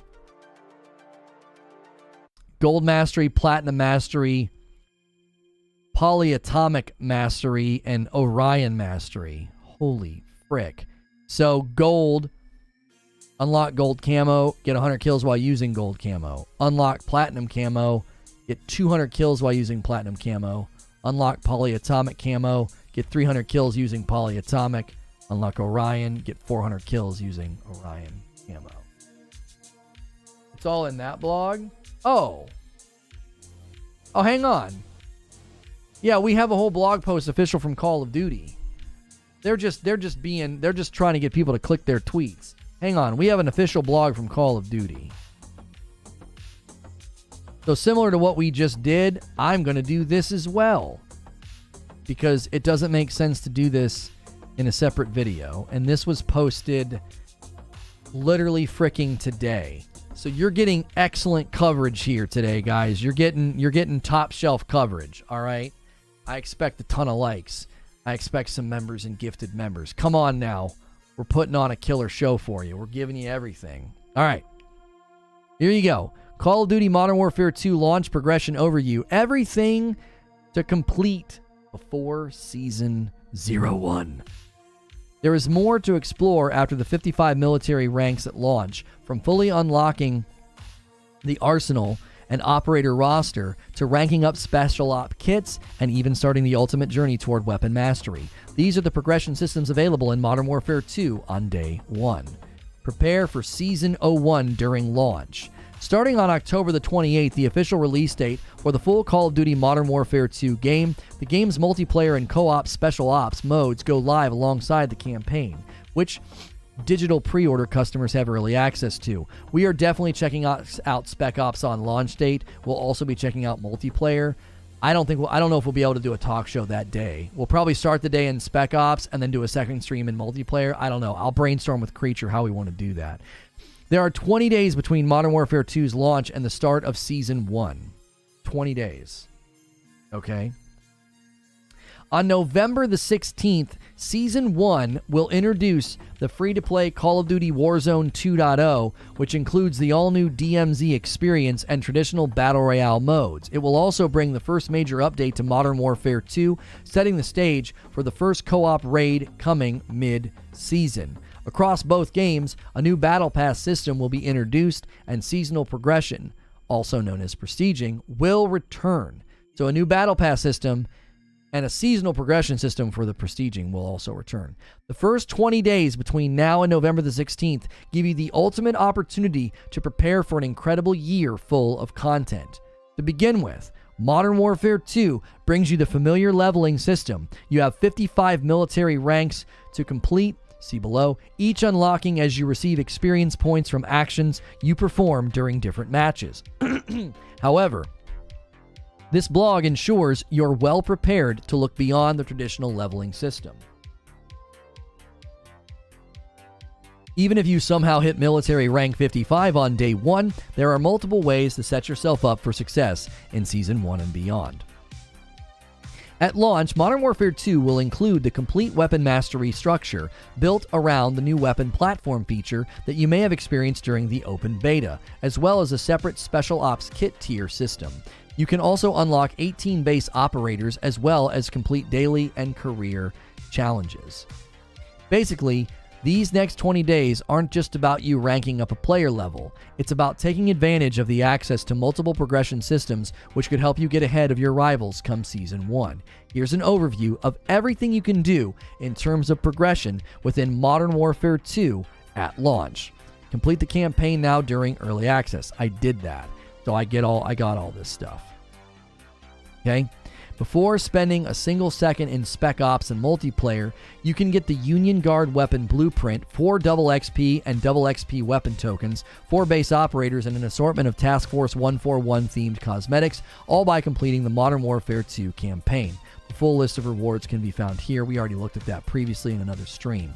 These unlocks can be used in the 2 other Modern Warfare 2 game modes, as well as in Warzone 2.0 when it launches in Season 1. It provides a strong foundation of both in-game and player profile items that may help you during your launch progression journey. At the time of publishing, the early access period for the campaign is ongoing for anyone who digitally pre-ordered Modern Warfare 2. All these items are functional once Modern Warfare 2 officially launches, so if you have not already pre-ordered the game and played the campaign, these final hours before October the 28th are your chance to get ahead of the competition. Should you play the campaign after October 28th, these rewards are still available, and you're encouraged to unlock them before the massive content drop of Season 1. 1 week based on estimated access. Yeah, that's their asterisks. The military ranks. Unlock all base loadout items.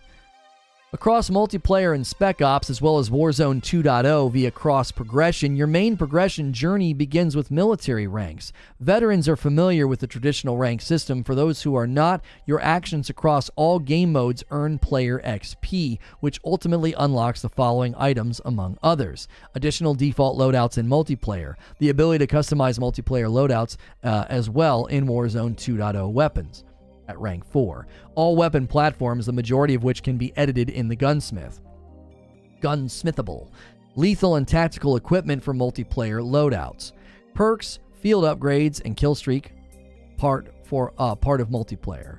As you level up to rank 55, you incrementally unlock and eventually access all these base features available at launch with no need to unlock any of them again. Daily and career challenges. So here's some examples of daily challenges: 9 hours to complete, 25, 25, 2,500 for each, 3 operators kills using a resupply perk, 15 operator kills with an assault rifle, get 1 operator headshot with a secondary weapon. So there's just some examples there of some of the daily challenges. Smash like, everyone, says Simon, and don't forget to subscribe. Thank you so much, Simon. Yeah, guys, we need like 30 more likes on the vid. If you're new, we'd love to hear from you. We already read through the multiplayer overview of Modern Warfare 2, and now we're looking at the weapon progression systems and the progression systems in general. To further assist you through the military ranks and beyond during each season, Modern Warfare 2 includes 2 challenge systems, daily and career challenges. Both are great sources for player XP. Daily challenges give thousands of XP every 24 hours, while career challenges set up milestones to work toward throughout your experience in Modern Warfare 2 and Warzone 2.0, granting a massive amount of XP and cosmetic rewards, such as calling cards upon completion. Daily challenges, available in multiplayer and Spec Ops, as well as in Warzone 2.0 at its launch. Daily challenges are a set of 4 challenges that reset on a fixed schedule. See the in-game timer for details. It's going to be so hard not to do those daily challenges in Spec Ops. I don't want to become a COD streamer, but there's so much to do here. In multiplayer, the 3 daily challenges are from 3 distinct categories. A general challenge that may not require much change in playstyle. Win a match, get 15 kills while aiming down sights. A weapon challenge that focuses on a specific weapon category. Get 5 headshots with an SMG, get 5 sniper rifle kills. A special challenge that encourages exploration with specific loadout features, such as a field upgrade or perk, like getting 2 kills using dead silence or get a drill charge kill. After completing these 3 daily challenges, a bonus challenge unlocks. It is a split objective that allows you to make progress towards one of 2 objectives. Once one of the 2 objectives is completed, the bonus challenge XP reward is given. Each multiplayer daily challenge, as well as the bonus challenge, only rewards XP. Here's some Spec Ops info. In Spec Ops, the 3 daily challenges and bonus challenge within the experience are structured slightly differently. The first daily challenge is generic, which means it can be completed in any mission, like get 5 melee kills. The second and third daily challenges can be generic, like use a field upgrade 3 times, or mission specific, destroy 4 vehicles in a denied area, or cooperative specific, related to Spec Ops kits, for example. The bonus challenge is a split objective with the choice of 1 or 2 mission challenges. The first 2 daily challenges reward XP only. The third daily challenge, as well as the bonus challenge, awards Spec Ops stars on top of XP. More details on what these stars do in Spec Ops kit section below. These daily challenge systems for both modes are extremely helpful for reaching rank 55 at launch and will be helpful during future seasons.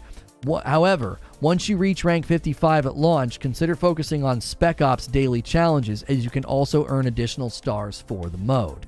Here's your career challenges.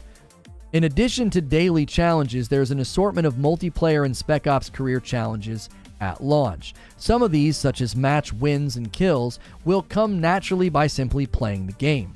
Others, such as earning kills with a specific weapon category or getting long shots, may involve changing your playstyle. In multiplayer, career challenges may have several milestone steps, which awards XP and may also grant calling cards. If you want, you can even continue pushing to fully complete a career challenge, which offers additional XP and a calling card. In Spec Ops, career challenges split into career star unlocks and intel collection. Give a variety of special rewards like redacted. I don't know why you would redact that. Might be related to the raids. Once Season 1 is live and beyond, expect there to be additional challenges unlocked at prestige level milestones that offer more difficult objectives and XP rewards. Now, I don't want to bang on my drum too hard here, but all of this sounds like they're trying to build an ongoing PvE live service Call of Duty, where you're not just booting up and playing PvP to unlock camo. You're literally going into Spec Ops, working on daily challenges, career challenges, unlocks, stars, redacted rewards. A lot of stuff. Here's the weapon platforms explained. One of the gunsmithable weapon platforms, the M4 shown above. After reaching military rank 55, you may think progression journey is over until Season 1. However, instead of ranking up, think of ranking across, as in leveling up each of the weapon platforms that can be customized in the gunsmith. That is, they can be gunsmithable. All gunsmithable weapon platforms have a unique progression tree which details every unlock within that platform. In general, leveling up a weapon platform with each of its weapon unlocks the following. Weapon platform.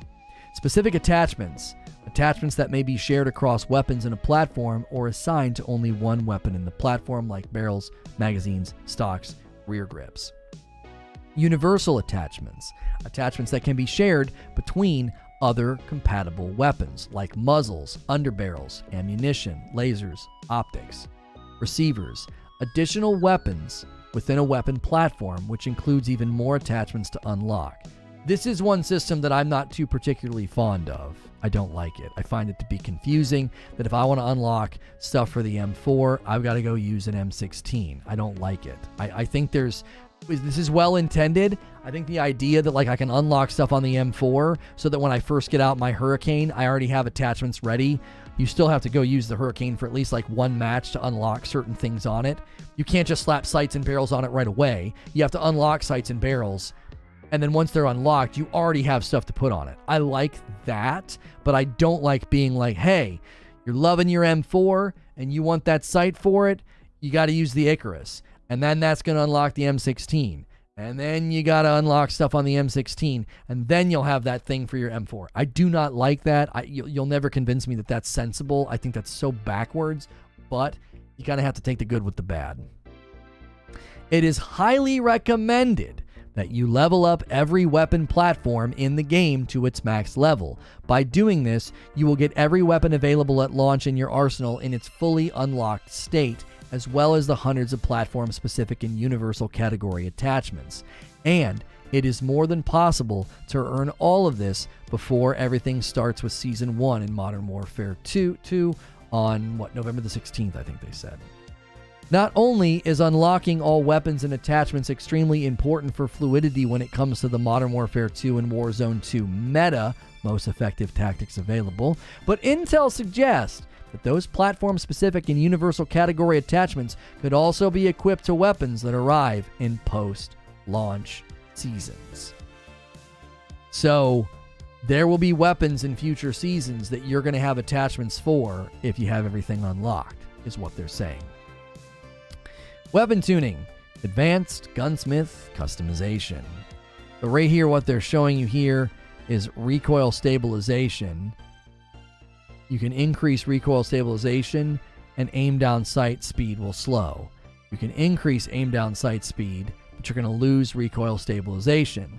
Aim walking speed can be increased, but then aiming idle stability goes down. Aiming idle stability can go up, but then your aim walking speed will go down. I have not seen this yet.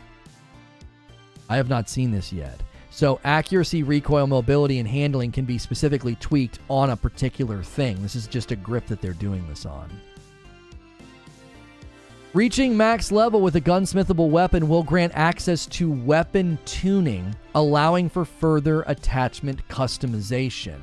Once unlocked, a tune button will present on equipped tunable attachments. Selecting this button will take you to the tuning menu. Here you will find a radar graph representing that attachment stats as well as two sliders with opposing attributes on either end.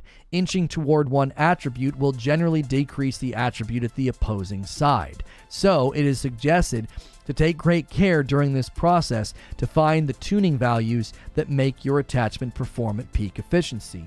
Gee, this seems almost like an RPG. This does not seem like your dad's Call of Duty that you might have played. For example, a barrel could have two sliders for weight and length. Adjusting the weight slider affects both movement speed and recoil. Adjusting the length slider affects both aim down sight and damage range. Adjusting both allows for a unique combination of effects on all four attributes. This is like weapon customization and tuning turned up in my mind. This is pretty intense. Weapon tuning is the persistent endgame. Oh no, there's that word. Weapon tuning is the persistent endgame level of weapon customization. After you unlock every attachment in the game, weapon tuning is where you can experiment to find the most ideal version of each attachment for each weapon. While the changes may seem small, they're not. They could add up to make a weapon fit your ideal meta. These changes are not small. This is an elaborate customization crafting system. This is significant. I'm telling you, we're playing the beginnings of an ongoing Call of Duty live service PvE game. That's what we're stepping into it. This is the beginning. And we're probably going to have even more info in the next couple of paragraphs. Spec Ops. Stars and kit tiers. Before we detail the weapon progression journey further, there are two other important unlock systems that could be worth focusing on before Season 1. The first is for those who play Spec Ops, especially those interested in raid missions. Per tradition, Spec Ops is a co-op mission mode where operators choose kits that act as in-game roles. More info here. Built around the star system. That's supposed to be clickable, maybe. Spec Ops stars can be earned in one of two ways at launch. Spec Ops missions, weekly completion stars. Each week, you can complete Spec Ops missions to earn Spec Ops stars. Like Spec Ops in past games, you earn 1 star for simply finishing the mission. To earn 2 or 3 stars on a mission, you need to complete it under certain conditions, such as within a time limit. Take Spec Ops mission low profile, for example.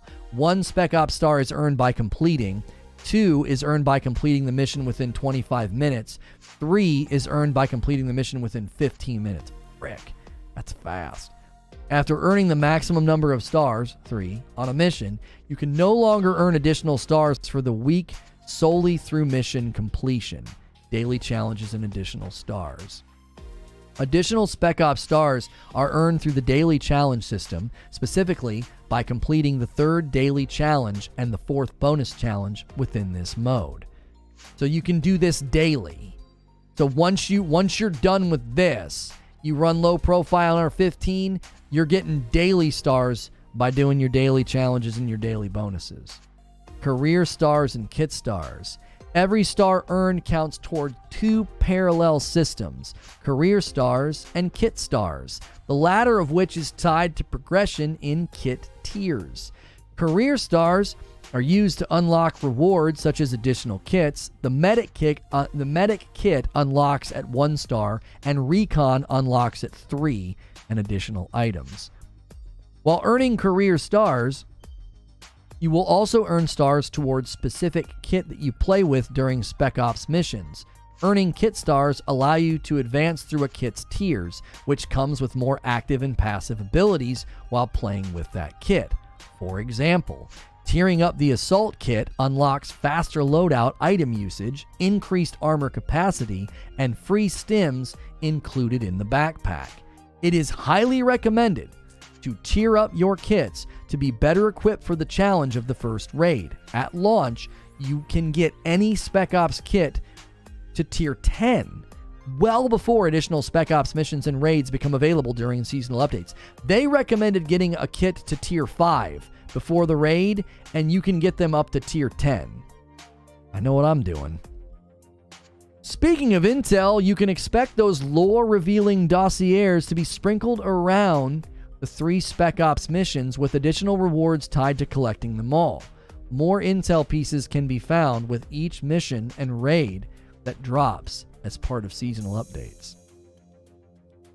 We're stepping into a whole new world with this COD, man. Operators, naturally unlocking the full roster. Chewie, Gromsko, Gus, Cleo, Luna, Nova, Reyes, Zemo, Farah, Ghost, Price, and Soap. Then over here, we have Axel, Callisto, Connor, Fender, Morangi, Hutch, Koenig, Rose, maybe, Stiletto, Zero, and Ani. I'm extremely bummed that we can't unlock Valeria. But I guess I guess you can't unlock the bad guys. The other basic unlock system during launch involves the in-game characters you can play as, operators. By default, you have access to a Milsim operator for both the Cortac and the Specgru factions. This operator has 4 unique outfits. While you play campaign, multiplayer, and Spec Ops, you can unlock an additional 18 free operators detailed in our launch blog here through specific challenges. So I can unlock all this stuff while I'm running Spec Ops. During campaign early access, you can unlock these 4 operators: Chewie, Nova, Reyes, and Hutch. So I have these 4 here because I ran the mission.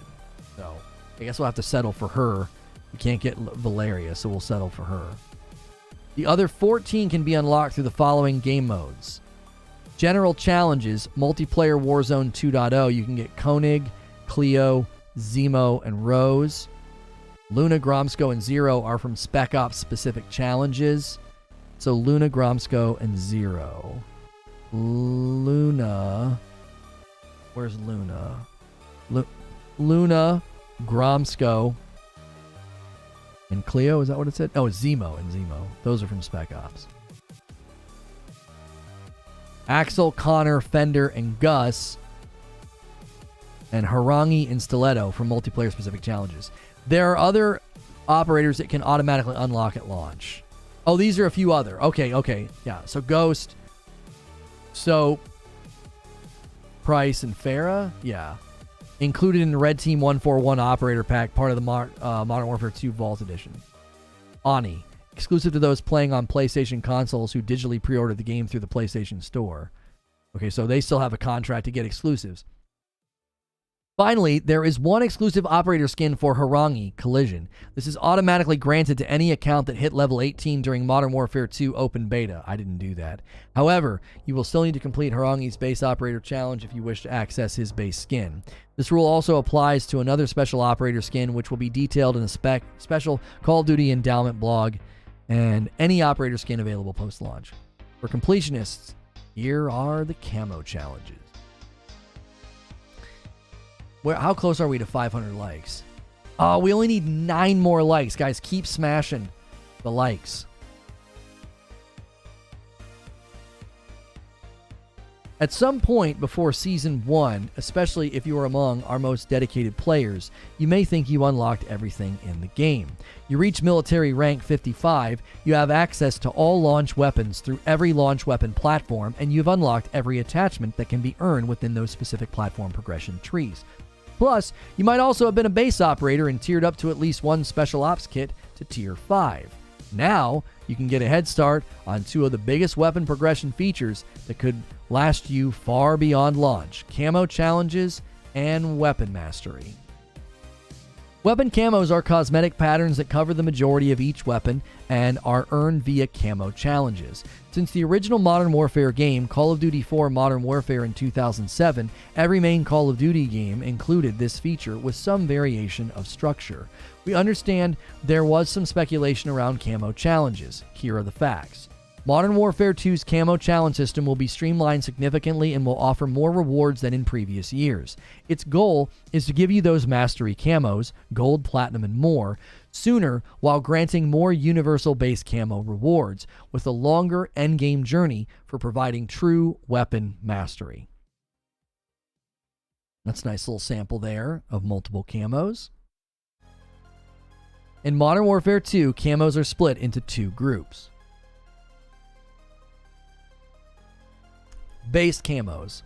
Any weapon can equip a base camo once unlocked via a specific weapon base camo challenge. In other words, base camos are universally unlocked across all weapons by completing a challenge on the road to a weapon's first mastery camo. There will be 180 plus unique base camos available at launch, with more to be added with each new weapon that comes in post-launch seasons. Then we have mastery camos. These are unlocked for only a specific weapon and have 4 unique designs: gold, platinum, polyatomic, and Orion. The gold camo challenge for each weapon is available once all of its base camo challenges are completed. The platinum camo challenge for each weapon is available once the gold camo is unlocked across a minimum number of weapons in each category. The polyatomic camo challenge for each weapon is available once the platinum camo is unlocked across a minimum of 51 weapons. The Orion camo reward for unlocking polyatomic camo across a minimum of 51 weapons. It is also automatically granted on every weapon that earns the Orion camo past its minimum requirement. Each mastery camo is also tied to an additional challenge required for weapon mastery on each weapon, which can be done in parallel with the camo challenge journey detailed below. Note, this information is subject to change within the game's launch window. Step 1. Complete base camo challenges. Get universal camos for all weapons. We have a couple samples here of base camos. In Call of Duty Modern Warfare 2019, each weapon had up to 10 base camo set challenges. Completing these unlocked all 100 base camos, but only for that weapon, and every base camo across all weapons was the same.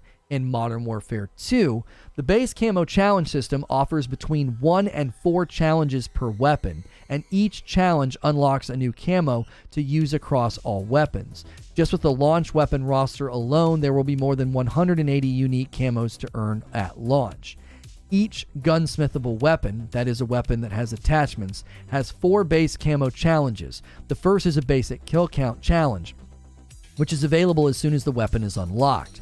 The other 3 are unlocked at specific weapon levels, roughly spaced out in thirds up to max level. Note, none of these have specific attachment requirements, allowing you to complete these with whatever configuration you see fit. However, you may find certain attachment combinations more effective at completing these challenges compared to others. They're the same. What's he saying? M16 can also go full auto. Reason to do... Oh, you guys are debating if what guns can do what. Oh, some more camos there. Ooh. These look so nice. These look so nice. Okay, here's an example. The M4 has the following base camo challenges. Get this many kills with the M4 and it unlocks this camo. Get this many or more kills with the M4 without reloading this many times, unlocks this camo. This is after weapon level 7. Get this many double kills with the M4 and it unlocks this camo, unlocked after weapon level 13. So you can't do the challenge. You can't even start working on it until after level 13. Get this many triple kills with the M4, unlocks this camo, challenge unlocked at its max weapon level, level 20.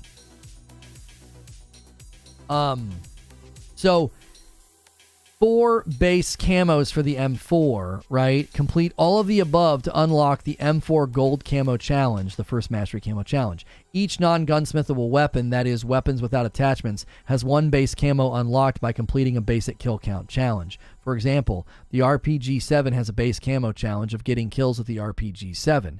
Just completing this one challenge unlocks the RPG-7's gold camo challenge. This new base camo system also applies to all post-launch weapons. If it can be edited within the gunsmith, the weapon will have 4 base camo challenges. If it cannot, the weapon will only have 1 base camo challenge. That means technically, each season will include a new base camos to use across all weapons in addition to the weapon itself.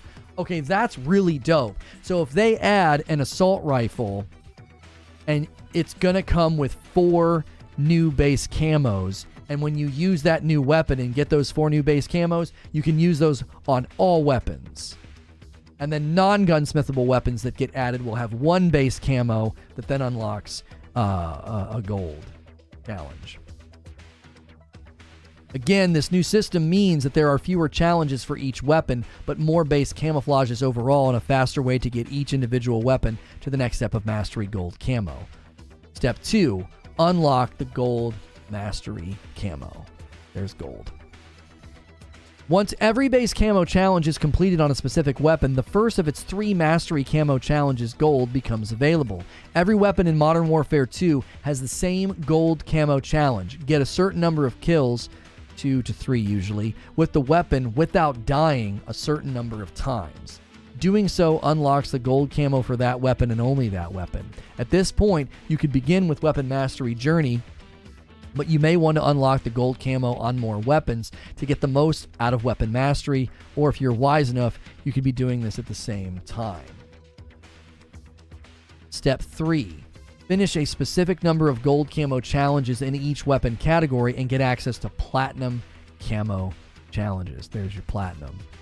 Platinum camo challenges are tied to specific weapon categories. They become available once a certain number of gold camos are earned across weapons within that category. So assault rifles, battle rifles, SMGs, LMGs, marksman rifles, sniper rifles, sidearms, launchers, and melee. So each platinum camo challenge is the same across every weapon within that weapon category. Also, platinum camo challenges only require that you complete a minimum number of gold camo challenges. This is equal to the number of weapons in that category at launch, rather than a specific checklist of gold camo challenges in each category. In other words, if there's a new assault rifle that arrives in Season 1, you can technically skip one of the assault rifle gold camo challenges available at launch and still unlock platinum camo challenges for the category. Step 4. Finish a minimum of 51 platinum mastery challenges. Get access to polyatomic. That's polyatomic right there. Once platinum camo is unlocked on 51 weapons, the final camo challenge is unlocked. Polyatomic. The final Mastery Camo Challenge is yet another specific challenge to each weapon category. For example, the M4's Polyatomic Camo Challenge is different compared to the RPG's Polyatomic Camo Challenge. Completing this challenge on a weapon unlocks the polyatomic camo for it and counts toward the unlock requirements for the Ultimate Mastery Camo. Ultimate Mastery Camo is Orion. So Orion is a bit of a mixed bag there. I'm going to be honest, I think that's ugly. I know they want it to probably like really stand out and really be noticeable, but that is freaking ugly. If I'm working my butt off to get to that, I don't think that looks that great. If you guys are enjoying the coverage of Modern Warfare 2 multiplayer launch overview, we are now coming over the Modern Warfare 2 progression system. The guns, the camos, all of it. Welcome on in. We're seeing a lot of people coming in the door now, and we've been live for almost 2 hours. Feel free to smash the like button. If you've got questions, hit subscribe so you can talk in my chat. We welcome you in. I am a safer work broadcaster. Usually, I'm in this scene doing a talk show. So welcome to Reforge Gaming. We're going to continue reading through this announcement. Once the polyatomic camo is unlocked on 51 weapons, which can be the 51 weapons at launch or a combination of 51 weapons available at launch and introduced in post-launch seasons, every weapon that has polyatomic camo will automatically be granted the Orion camo. This is your official mark of completion for weapon camos. That ain't worth the grind at all. Yeah, it's just ugly. It's not a good looking camo. Like, I can't imagine going from gold, from gold, platinum into that. Like, that looks so classy, like the black and the purple. That just is so slick. And we go from that to this. Like, that looks like somebody clicked the randomize button. After originally unlocking Orion across 51 weapons, earning the polyatomic camo on any additional weapons automatically grants Orion camo as well. For completions, weapon mastery. This system sounds bonkers.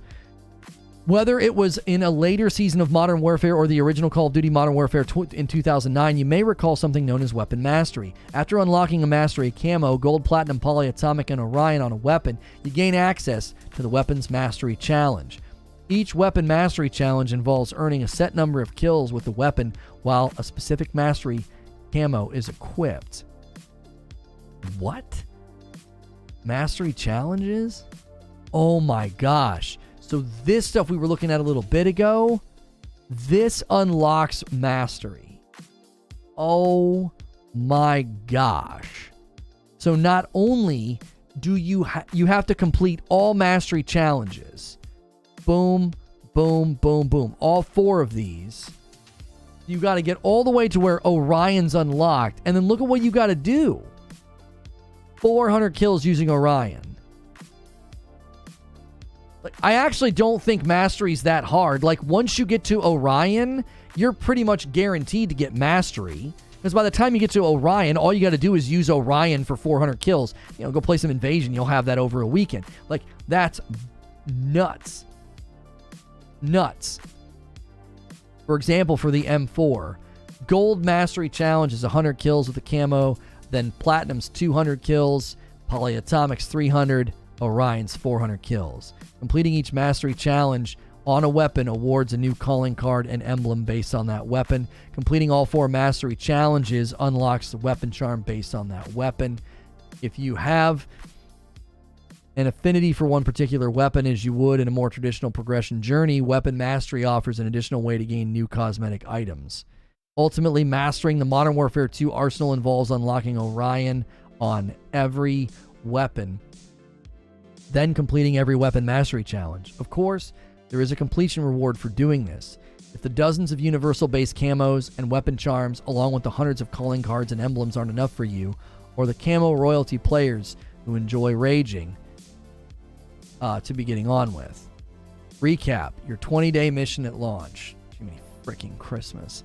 Complete the campaign, preferably during early access. There are 17 rewards in total, which can be helpful across multiplayer and Spec Ops when Warzone 2 launches. Reach military rank... Oh, and when Warzone 2 launches. Reach military rank 55. At the bare minimum, you'll want to have every base loadout item, weapon platform, equipment, perks, killstreaks, and Spec Ops kits unlocked before Season 1. Otherwise, you complete the first player level journey before entering the seasonal prestige system. 3. Unlock every weapon attachment with the 27 gunsmithable launch weapon platforms. With every weapon platform unlocked, we recommend getting 100% completion on each one to have the full arsenal of 51 weapons and all attachments. This way, you will get ahead of every conceivable meta for Season 1, potentially unlock platform and category-specific attachments that could apply to future weapons and have weapon tuning available for every gunsmithable weapon. 4. Get at least a Spec Ops kit to Tier 5. Completing all of the missions each week and finishing the daily challenges should award enough Spec Ops stars to upgrade one of the available Spec Ops kits. Feel free to unlock, number 5. Feel free to unlock 12 operators. While playing multiplayer and Spec Ops, complete operator challenges to unlock new characters and XP boosts. 6. If you still want more, if you haven't passed out from exhaustion at this point, if you still want more, start earning weapon camos. Streamlined for this year to get you on the road to mastery sooner, gunsmithable weapons require only 4 challenges and non-gunsmithable weapons have only 1. Each base camo can be used by any weapon once unlocked, and there are 180 plus to earn through this new system. 7. Begin the weapon mastery journey. Nobody's going to be able to do that. But you can use the weapon with special weapon mastery camos, gold, platinum, polyatomic, and Orion to get calling cards, emblems, and weapon charms that come with serious respect. Stay frosty. And we already read through everything available at launch. That was yesterday, and this article was today. It was literally the progression overview. Like, it's insane. Like, the amount of content in this is just absolutely bonkers.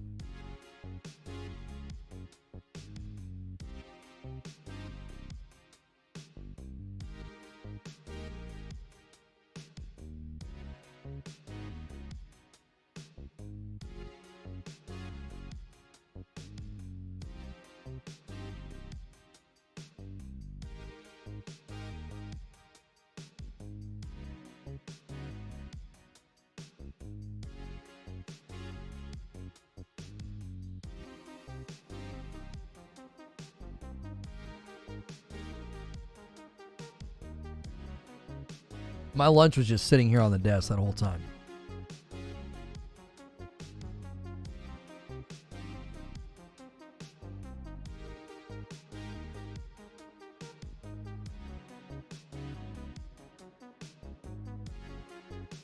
Valiant says, do you think this level of grind indicates what you were saying before? This is not just part of another 2-year cycle. I believe everything we've read today for the last 2 hours is all indicative of them building a platform. This is no longer a Call of Duty where you play and then go on to the next game. Like this right here, the weapon mastery, this is like pinnacle weapon crafting and build crafting. This is RPG. Use my link to grab a shirt. Thank you, Infinite. This is like pinnacle weapon crafting, build crafting. This is like a PvE RPG game. Like, I feel like they're building a platform. You know? This is not just some Call of Duty that in 2 years they're going to replace with another Call of Duty. This just reeks of platform. They're building something for an ongoing evolution.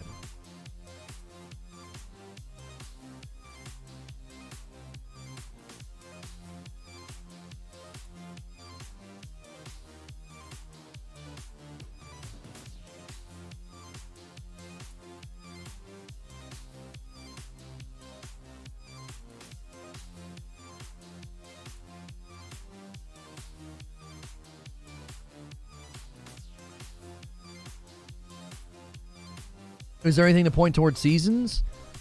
Yeah, they call it, at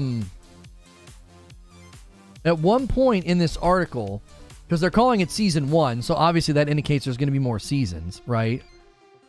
Not to state the obvious, but at one point, hang on. It was something with Raid.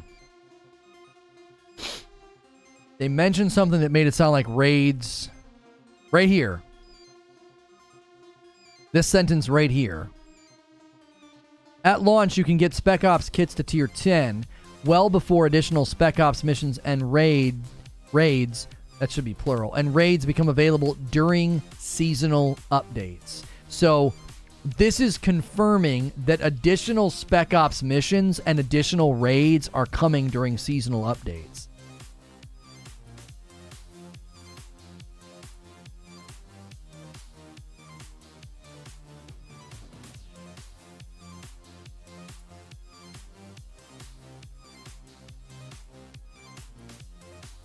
The last COD to come to PlayStation? No, it's not. Microsoft themselves have said in official documents, both public and private, that they plan on keeping this game on PlayStation.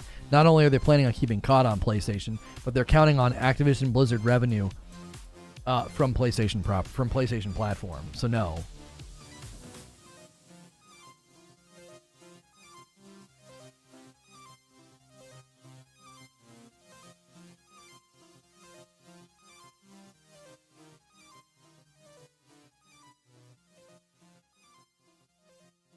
No better game to shake the looter-shooter space than COD. They have massive reach and long-standing fan base stretching for multiple generations of gamers. Yeah.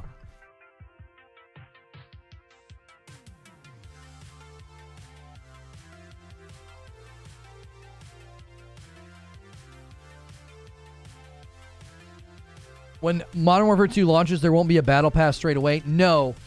November the 16th is when everything launches for Season 1.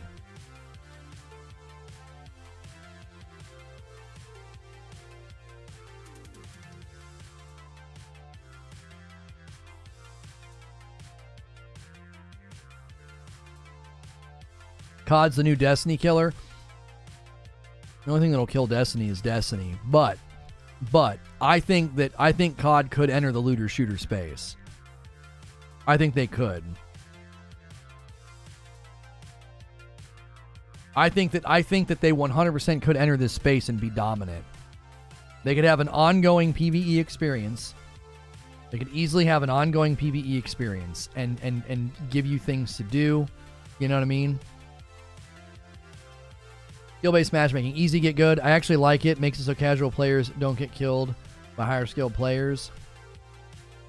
I feel pretty casual, and it tends to ruin my experience.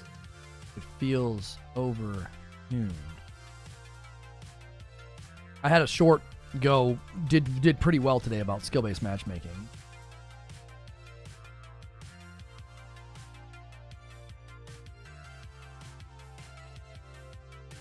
I can't believe I'm hyped for a COD game, right?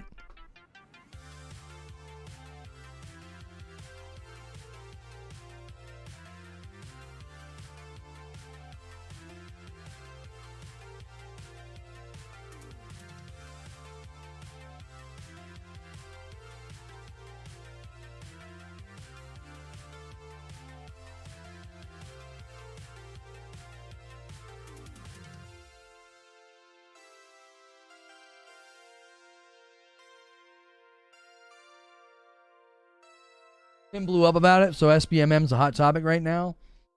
Yeah, our stream yesterday did okay. I thought it would have been a little bit better. I thought it would have been a little bit hotter. You know, the short did well. It didn't do as well as I thought it was going to do either. I think the problem is the people that would consume somebody talking about skill-based matchmaking, they probably already have a lot of COD guys that they watch. When I've covered the campaign, Spec Ops, and stuff like this, I feel like we've gotten better responses.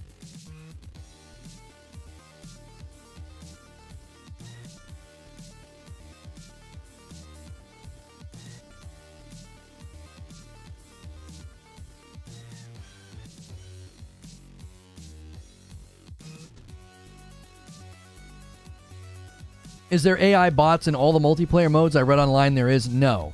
There is a leak. There is a leak that they are going to try to use bots in the matches of the lower lobbies. They want to help lower skilled players. Excuse me. They want to help the lower skilled players potentially have lobbies that are not so sweaty. Right? Yeah, there's all the operators. I'm not in the way of any of them.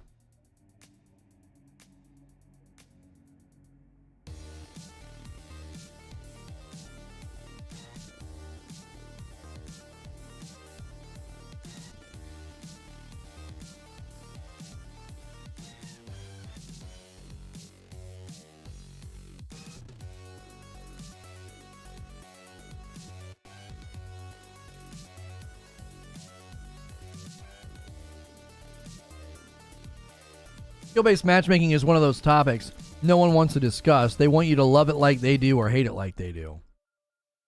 Yeah. I try to take the middle ground approach on Modern Warfare 2 skill-based matchmaking. I'm like, bro, there's got to be a middle ground approach here. Like my short said this morning. Like, I get it, but can you do it without ruining my night? I am not a threat to the player pool. I'm not that good of a player, and I'm treated like I'm a threat. Like, if you just let me play connection-based only, I'm somehow ruining people's evenings. It's like, no, you're ruining mine. I'm not that good of a player. I'm not tilting the scales in a game.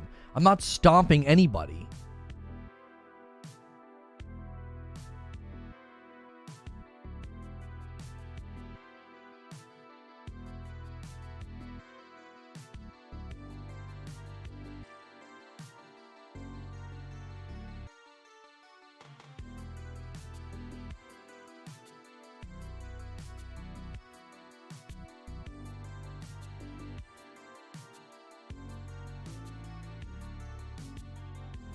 But if you're good against the AI, they'll send you to high matches because of skill-based matchmaking. That's essentially what Fortnite does. Fortnite puts you in matches against absolute bots, and then you'll win, and then they'll yank you out of those matches and throw you into matches against really good players. It's this giant pendulum swing. Go from players that don't shoot back to players that freaking laser beam you and build a mini-mall around you. And my experience has been very similar. In Modern Warfare 2, I had the same experience.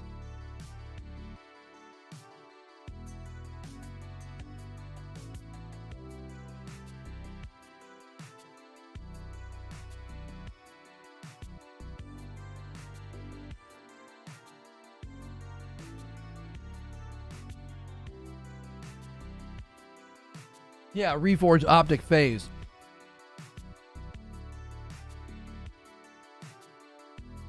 Like, I admit I'm an above average player. I will put up good stats. I will get lots of kills. I can be a causality in the map, right? When I played Invasion and I was paying attention, I was in first, second, or third place. I had best KD in the server. I was doing work, right?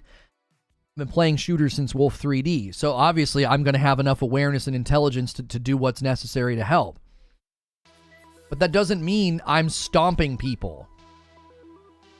No one was in those Invasion matches with me and thought to themselves, oh my gosh, get that guy out of here. He's ruining my evening. He's just too good. But that's how you treat me. Like, you literally treat me like I Godzilla stomped around that map and ruined everybody's night. And it's like, I didn't do that. I just played the game like everybody else. I just happened to be one of the better players in that exchange and in that server. Nobody is leaving a game with me and saying, oh my gosh, that guy is a pro. He ruined my night. Nobody's saying that. I don't put up stats like that, but you treat me as if that's what I did. You treat me as if I stacked up and pub stomped for 20 games in a row. And it's like, no, I didn't do that.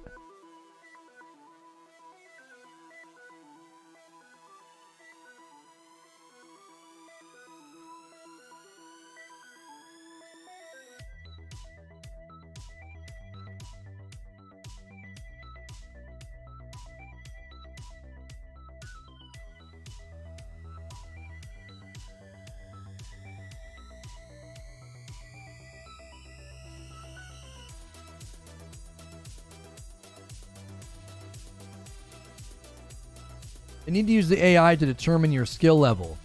Use older Halos, for example. Start with easy bots and increase up to legendary bots and see where they fail. Doesn't it move in both directions, though? Like, if you play pro players and get owned for a few games, won't it level out? No. It always feels like a pendulum swing, Crispy, because, like, basically what happens is I go from a game where I felt like I had a good time to a game where I get blown out. And then you basically kick me back down, and then I have a game where I blow people out. It's like, oh my gosh. It literally happened the one night during our stream. We lost like 3 or 4 games in a row, and then all of a sudden we were in a new lobby. We went into a new game mode, and I was like, oh gosh. I was like, these are bots. We were playing against the dumbest of the dumb. Like, they weren't even shooting back. I was like, gee, many Christmas. But what happened? That's not engaging either. People are like, you just want to fight noobs. Not really. Actually, killing noobs is pretty boring. You know, I can do it for one game and kind of laugh, but generally speaking, it's not that exciting to kill noobs. Not that enjoyable. And suddenly going down and killing noobs because I got my butt spanked for 2 or 3 games in a row is not a fun experience. Because guess what's going to happen? I'm gonna be the one spanking the noobs, and then all of a sudden I'm gonna get yanked up into a terrible experience again. It's just the pendulum swings too sharp. Gives you whiplash.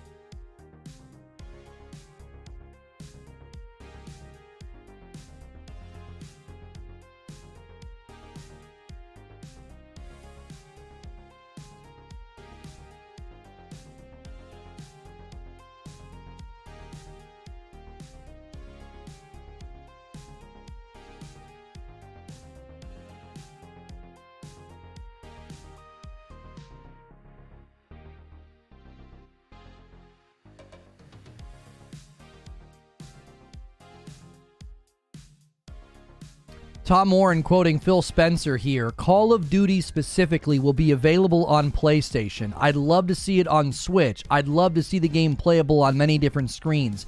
Our intent is to treat Call of Duty like Minecraft. And I'm retweeting it. In before the hardcore fans say, but Phil didn't say forever.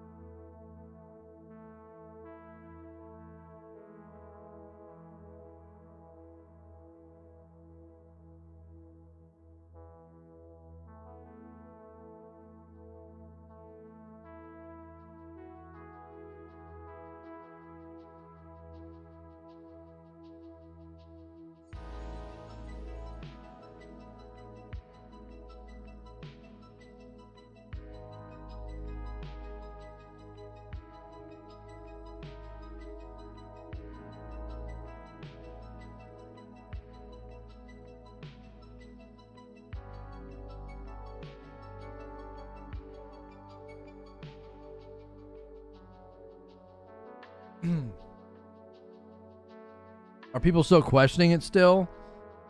I'm telling you right now, there are going to be people that read that quotation from Phil Spencer, and they're going to say, well, he said our intent. That doesn't mean they're going to do it. I guarantee you. I guarantee you there's some Xbox fan somewhere going, well, he just said our intent. That doesn't mean they're going to do it.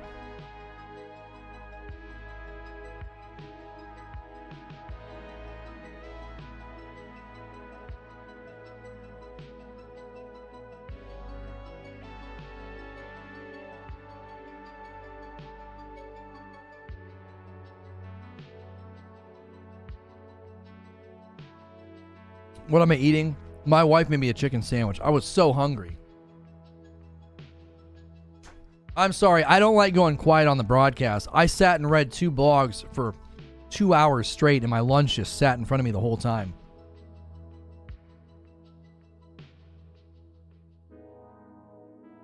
Why would anybody not want the game to be playable for others? I've always wondered this. Because they're tribalistic Neanderthals who think if the Xbox somehow gets a win, it makes their life better and more meaningful. Like, who the frick cares? I have every single one. I have every platform. Like, quit. You know what I mean? It's the same kind of mentality where guys get super cocky and nasty on Facebook or Twitter because their sports team won. Like, you didn't do jack squat. You sat on your couch, you know, and got chip crumbs on your chest, and you want to act like you did something. You're quick uploading these shorts. I just saw your MW2 one. Oh, that's from yesterday. I did that one today.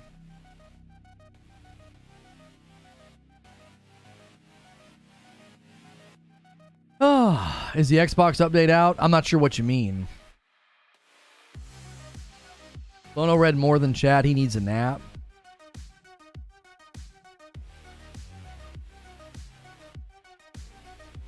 Yeah, the Wii Sports fan. Yeah, we did it. We did it. Yeah, uh-huh. I think it's great to cheer for a sports team. And I think it's great to be excited when your team wins, especially if it's like your hometown. That sense of ownership and camaraderie is dope. But when you turn it into like being like nasty and you're like rude, like, yeah, you guys, we're amazing, you guys are trash. Okay. That same kind of Neanderthalic tribalism bleeds into, you know, console tribalism. So people literally saw, you know, Microsoft buy Blizzard Activision, and I had to hear from people for weeks about how, bro, they're gonna make Call of Duty an Xbox exclusive. They're gonna do it. It's gonna make people buy the Xbox. And I kept saying there is no way that they do that. They will be sued by their shareholders. They will lose so much money they won't be able to do it. It would invalidate the deal. And I got told so many times I was being a Sony fanboy and I was this and that and blah, blah, blah. That, you know, they didn't realize that up to that point I always played Call of Duty on my Xbox, so I didn't care. I was like, from a business standpoint, there's no way they do that.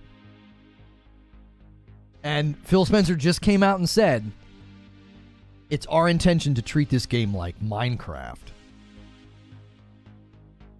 We're going to treat this game like Minecraft.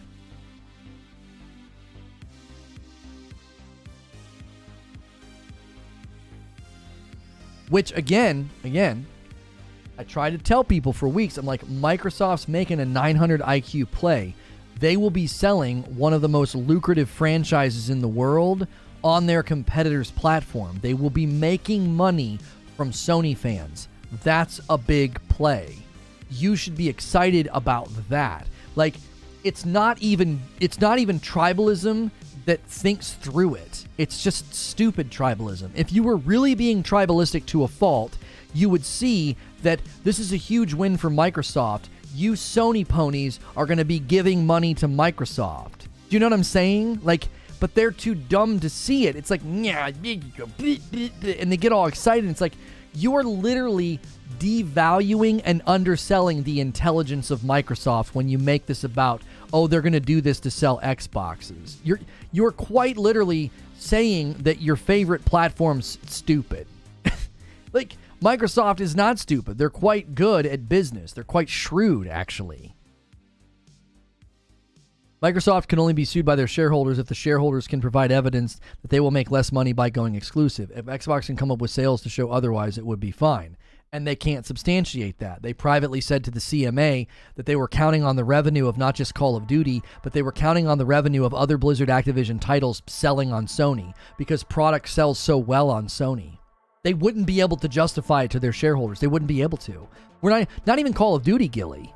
Not even Call of Duty. They said other properties under the Blizzard Activision deal, in order for this deal to go through and have an ROI, they're counting on that revenue because they know games like Diablo and others will land on PlayStation and they'll make a ton of money over there because the PlayStation platform is huge and they buy games.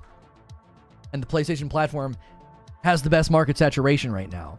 So Yeah, their shareholders would sue them. They'd be like, you can't substantiate cutting off 48% of the people who buy Call of Duty. 48%. That's 2% shy of 50. So just say half. Half of the people who buy Call of Duty buy it on the Sony platform. You're talking about billions of dollars lost. There's no way. There's not a fancy business plan on God's green earth to make up that money by going exclusive. And they've been forthright with it, both publicly and privately. Like, we're not going to do that. It wouldn't be commercially viable. It wouldn't be economically viable for us to do that. So you're right, Gilly. But that's a fantasy land. Yeah, they could do it if they could create a business plan to justify the decision, and that business plan is a fantasy. There's no feasible way forward. It just isn't possible.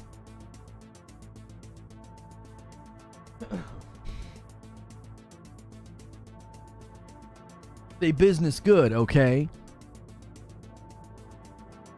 They've been making money hand over fist. Well, in his second tweet, funny enough, Phil's second tweet, the opportunity is really about mobile for us. When you think about 3 billion people playing video games, there's only about 200 million households on console. They want that mobile, baby.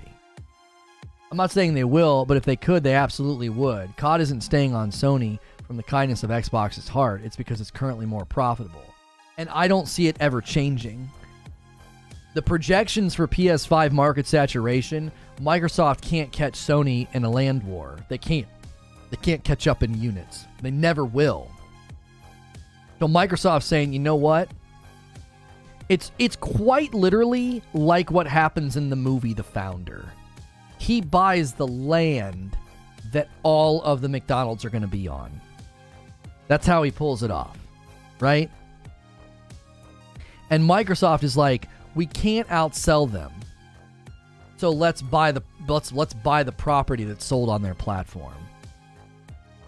Like, Sony is doing such an amazing job saturating the market, and one of their most lucrative third-party properties is Call of Duty. Let's buy Call of Duty. And then we're not having to beat them. We're literally making money from them. Never's a strong statement, though. It's not. They're never going to catch them in quantity of hardware sales because they're shifting focus to cloud, Game Pass, and software. It's not feasible. It's not feasible that they would ever catch them in hardware sales. Even if they tried, they wouldn't be. I don't think they'd be able to. They're not even trying. That's why it's never going to happen. They're shifting their efforts. Microsoft's entire strategy is shifting towards cloud, Game Pass, and software. And they're going to treat Call of Duty, Diablo, any Blizzard Activision property, they're going to treat it like software. So when they do that, they're going to apply what they did with Office and what they did with their Windows operating systems. Just get it everywhere. We want it everywhere. That's why Phil Spencer is literally saying in an interview, we'd love to have Call of Duty on the Switch. Why? Have you looked at Switch saturation? Oh my gosh. Oh my gosh. If they could get a version of Call of Duty running on the Switch, holy moly. That platform is stupid big. It's the big brain move because consoles aren't profitable. They're sold at a loss. Software is where the profit is, and Microsoft is a software company first, and they're really good at it. That's right. The best way to get the Xbox gaming division running well under the Microsoft umbrella is to treat it like a Microsoft entity. And it just, whatever they were doing in the past, it just didn't work. They focused too much on hardware. Focus on things like Connect and always online, and it didn't work. It sunk them.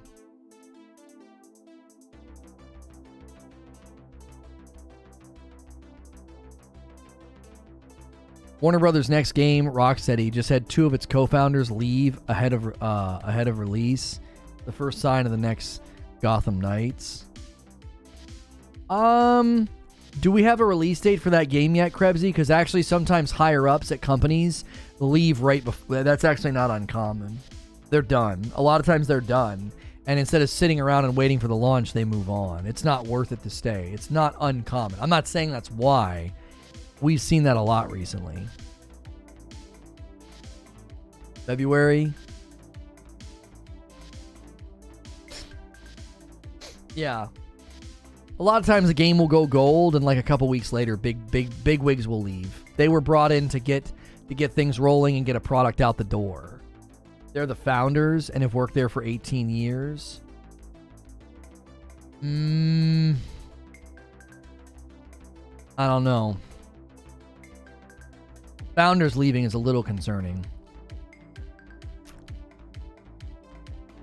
There's no date, just 2023.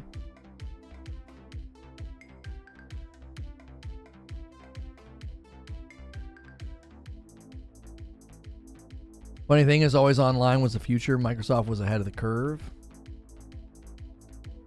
Yeah, I mean, you can be ahead of the curve, but if you're trying to sell raincoats 20 years before, 20 years before the drought ends, you're not going to make any money.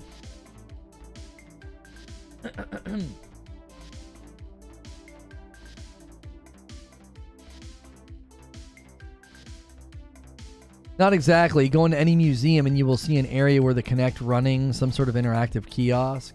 It might not have been big at home, but commercially it's been successful. Do you have any actual evidence to prove that the Kinect's been successful commercially? Because it sunk the Xbox. The Xbox One, it was terrible. I don't know if they sold the equipment commercially and saw tons of success. I mean, how many units can you honestly move? How many businesses are going to buy a Kinect? When really you just need software and a camera. I mean, look at what some of these VTubers are doing. Do you really need the actual Kinect equipment? Is there any reports to indicate the Kinect was commercially successful? Like, how?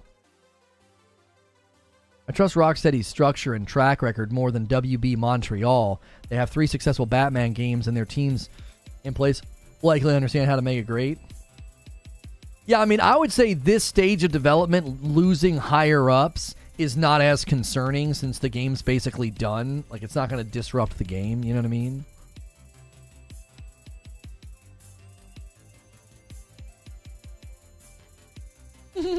That's an amazing tweet.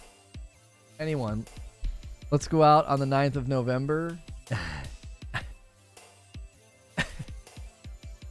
It's just Tom Cruise laughing, holding God of War Ragnarok.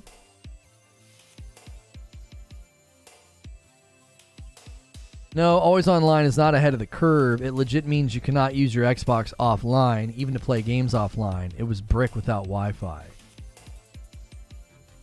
I think what they're indicating is cloud-based solutions in cloud gaming is where things are headed. Mobile gaming, like always being online, always being able to play. Like, that is where things are headed. So at that level, I would say yes, they were ahead of the curve. They didn't execute all that well. Would be the pushback.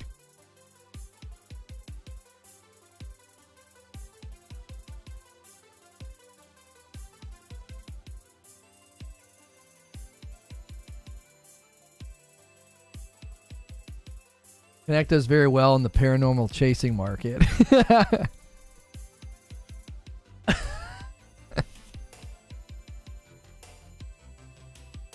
That's pretty good. Yeah, I still think, man, this camo right here, the what's it called? Polyatomic? Yeah, the polyatomic camo is legit. That black back here combined with the purple, like the areas that are just black, combined with the purple, like even this little metal clip for the sling, like that is so clean. And when you go up to Orion, that is a disaster. I think you might be able to objectively break this down and talk about why it's objectively ugly. You might be able to do it. I know art's subjective, but it might be possible. You might be able to break this down and say, no, that's objectively ugly. That's rough, bro. You have 2 different art styles. You have like a smoked cloudy spray paint, and then you have the jagged. That's rough, man. Just too much going on. Like, look at the progression. It's so weird. It's like gold, okay. Platinum is kind of a combination of gold and platinum, okay. And then polyatomic. I think that looks slick. Tone it down, darken it up, give a little bit of perp on there. Cool, cool, cool. And then what the hell? What happened? What happened? What'd you guys do? Who pushed the randomize button? You know? It's like when you're building a character in a game. Do you want to be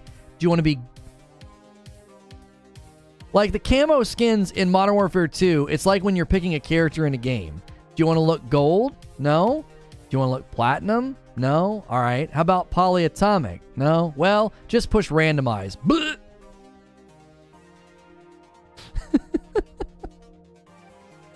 Just push randomize.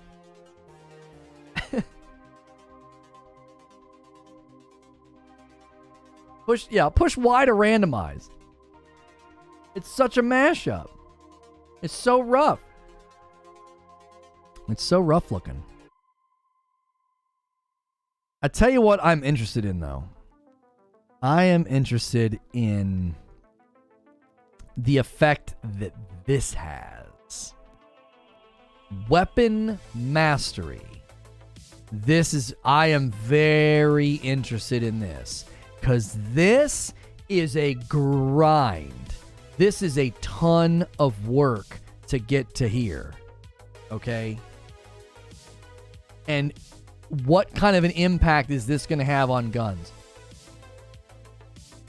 Because keep in mind, this right here is customization, not of a gun, but of a grip. You can adjust, I want more recoil stabilization at the loss of ADS speed. I want more aim walking speed at the loss of aiming idle stability. Or flip what I just said. I want more ADS speed at the loss of recoil stabilization. I want more aiming idle stability at the loss of aim walk speed. And I'm just doing this on the Edge 47 grip. Do you see what I'm saying? There's a lot of people tuning in. I'm not sure why this is happening. YouTube's been very weird today. Usually at this stage in the life of a stream, we're constantly losing viewers, not gaining viewers. If you're just tuning in, the channel's Reforge Gaming. Usually we're in this scene. We're breaking down the Modern Warfare 2 multiplayer launch overview. There was a blog yesterday and then a blog today about all the progression systems, and we're looking at the weapon mastery screenshot. That's what you're looking at right now. I would pay money for RGB skins. I'm an RGB horn. I wouldn't care. Yeah, like being able to like tweak it to your liking. Is that what you mean? Your game isn't working? Well, the game's not out yet. So this, to me, again, I have my own theories and my own thoughts about where Modern Warfare 2 is going. I feel like Modern Warfare 2 is heading towards a live service online game, not just with their PvP, but with their PvE as well. And this looks to me like the beginnings of a build crafting system. It looks like the beginnings of a build crafting system. It doesn't seem like a game that is just going to be done in 2 years. It seems they're building a much bigger and stronger foundation. Mastering a weapon increases its performance. It could, yes. It could, Krebsy. Because somebody's going to come up with the master build. Do you know what I'm saying? Somebody's going to come up with the master build.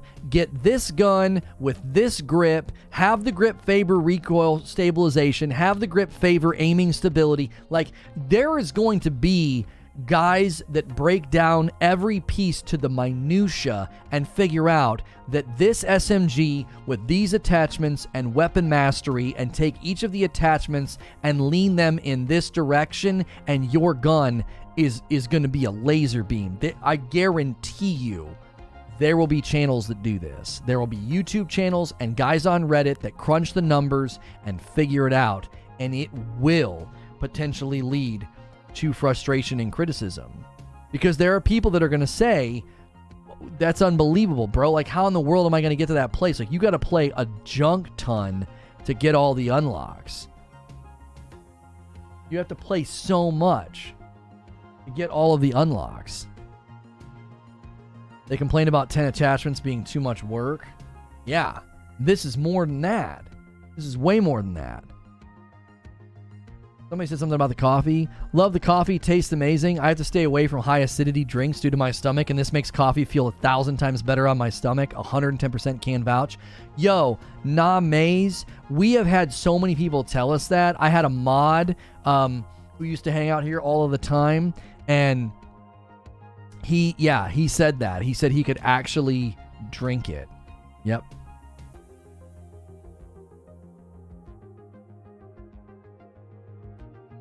Gotham Knights takes number 2 sales, split per platform. What? What's the count on that? Kill count, game count? On what? On this here? You don't get this until you have every camo unlocked. You literally can't get this until you have every camo unlocked. So that's the ultimate question. This here, okay, so we got to go down to the camo section to get a glimpse at how long it'll take before you can get weapon mastery. All the way down here. Past all the camos, past this hideous disaster. Right here. So, first and foremost, you have to unlock gold, platinum, and polyatomic, and then Orion. You got to do all that first. Then you have to get 100 kills with the gold skin on. And then you got to get 200 kills with platinum, 300 kills with polyatomic, and then 400 kills with Orion. This is after unlocking the camos, by the way. This is not how you unlock the camos. These are platinum masteries, Orion masteries. These are mastery challenges after you have the camos. Read again just to make sure.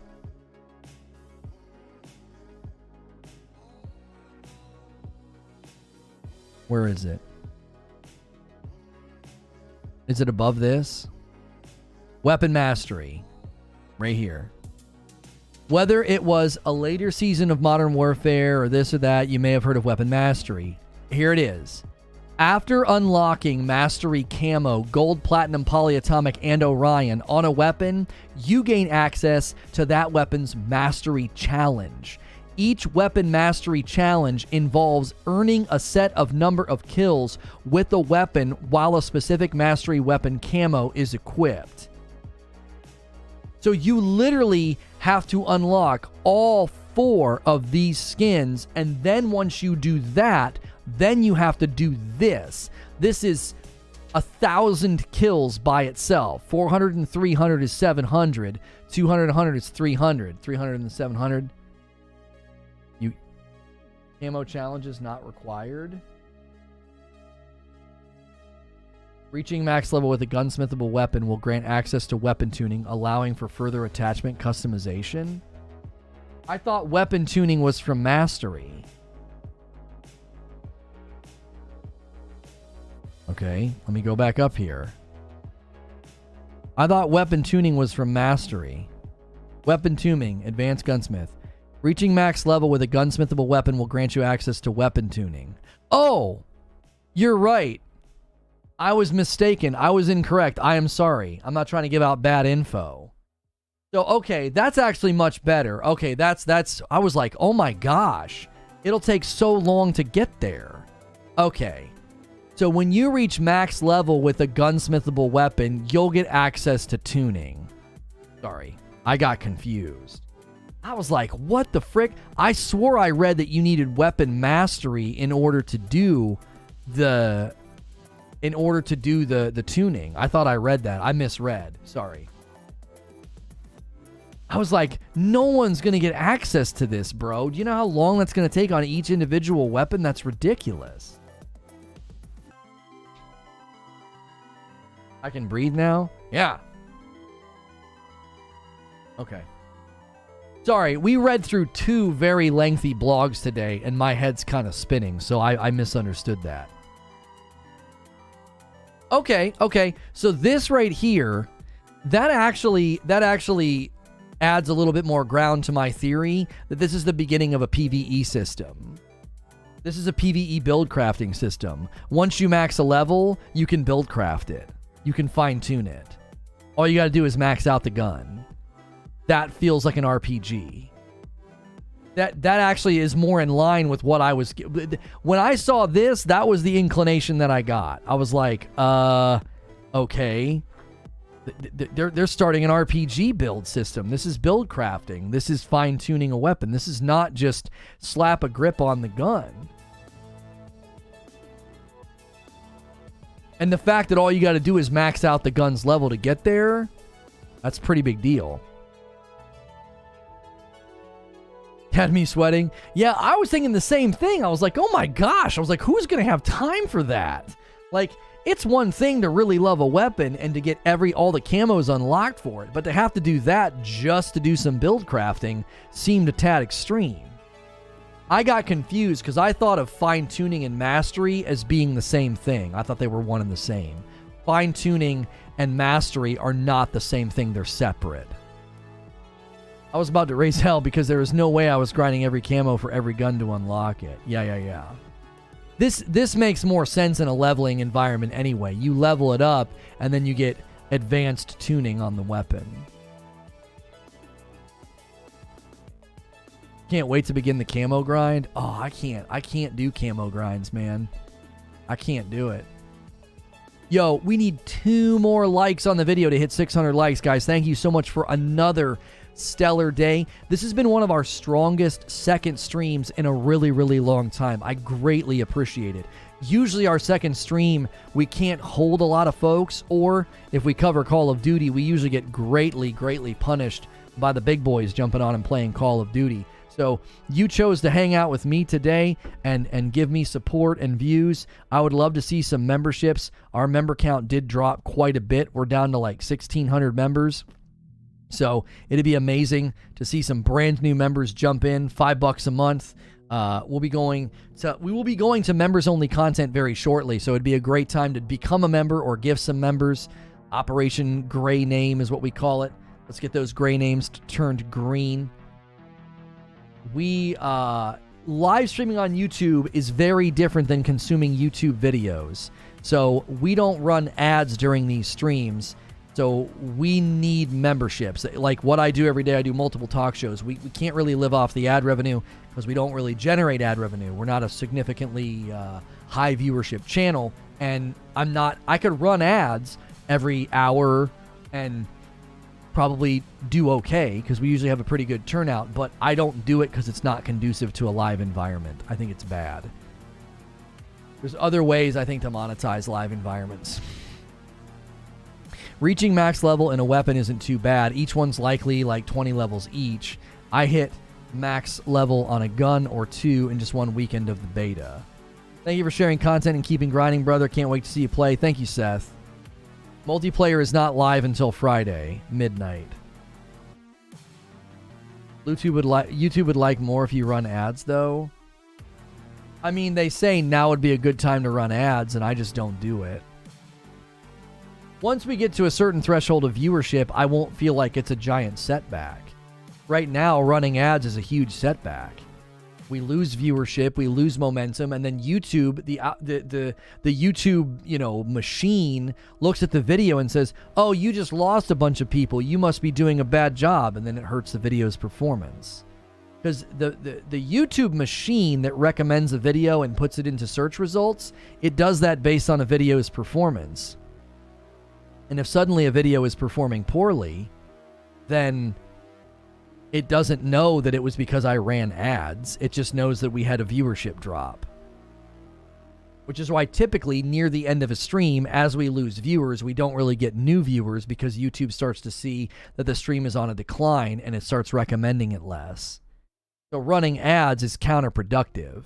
Not much longer. Yeah, in the future, if my video is not hurt in the recommendations and the search results for running ads, then I probably will do it periodically because it would be stupid not to. You know what I mean?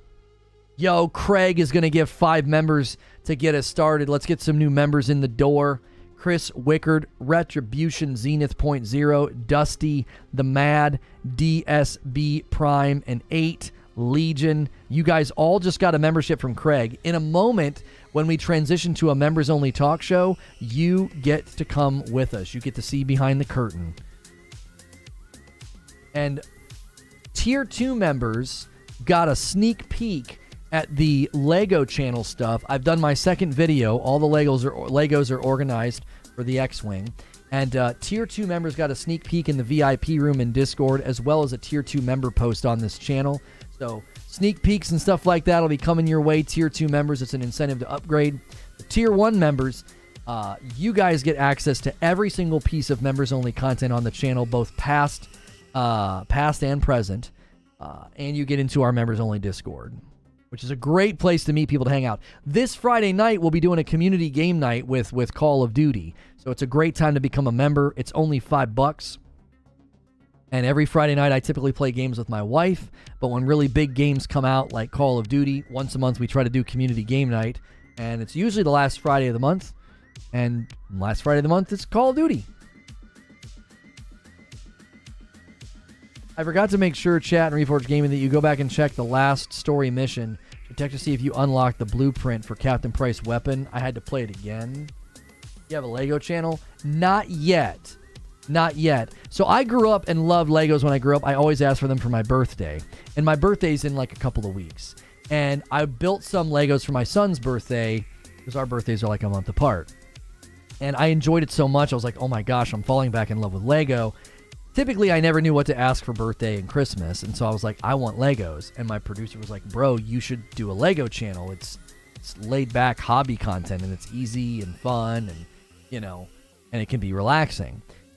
And so I told people, I said, listen, we have an Amazon wish list. I'll throw some Lego sets on there. If you guys want to kickstart it, let's go. And so people started buying Lego sets. You can use the wish list command if you want to add any sets to the sets I have to build. So that channel has not yet launched. We will launch that channel soon. Once we have maybe a couple sets built, we'll have enough videos to launch it.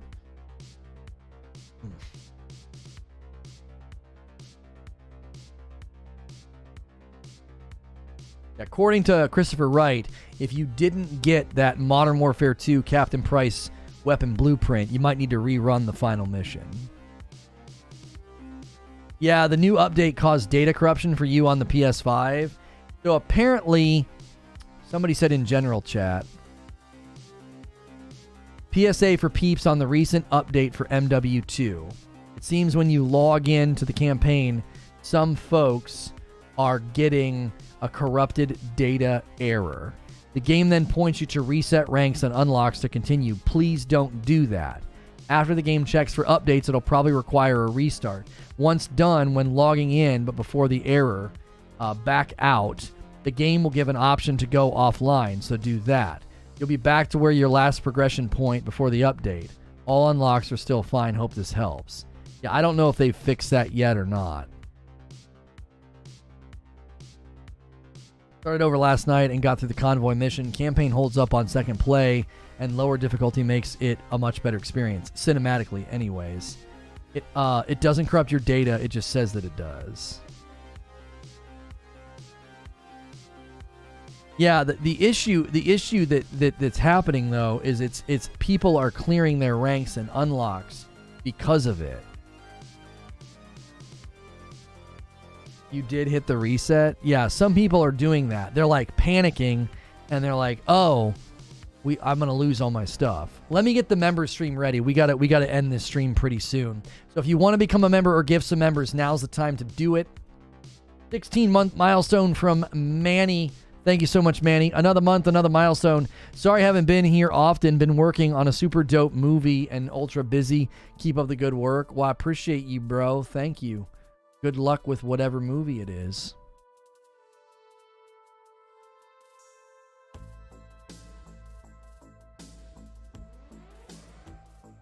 No skill-based matchmaking is casual. We know a game. Ranked matchmaking will be based on ranked. Casual will be based on ping. There will be no skill-based matchmaking in casual. You didn't lose anything?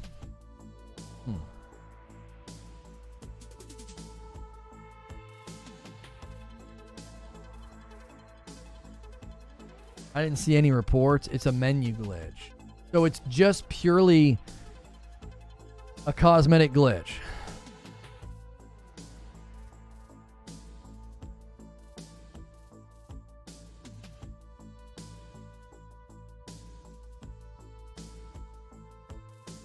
Let's see. This is a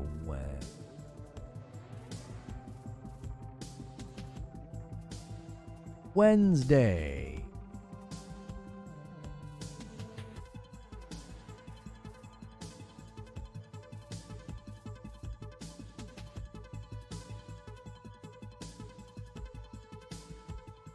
Friday at midnight? Well, Friday at midnight, which basically means Thursday. Like, as Thursday rolls over into... As Thursday rolls over into Friday. Yeah. Sometimes people are going to hear Friday midnight and they're going to think, like, end of day Friday, which I know it's not. That's not the case, but that's what happens. Yo, Polo Man with the plan. I love seeing a brand new member do it on their own, not gifted. Would love to see way more people. We're trying to foster that on YouTube. It's just so different. People really don't think in that way over here. It's very common on Purple, the Purple platform. That's just what people do. It's not quite common here yet. Thursday into Friday or Friday into Saturday? Thursday into Friday.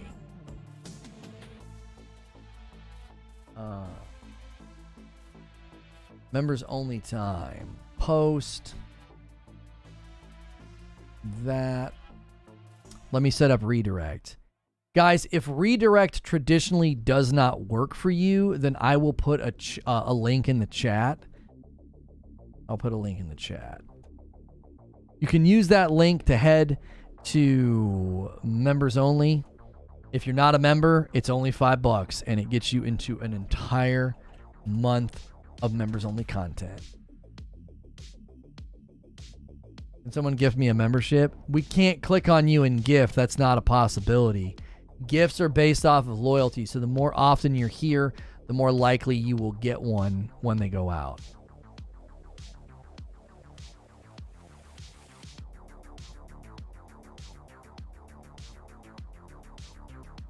Okay.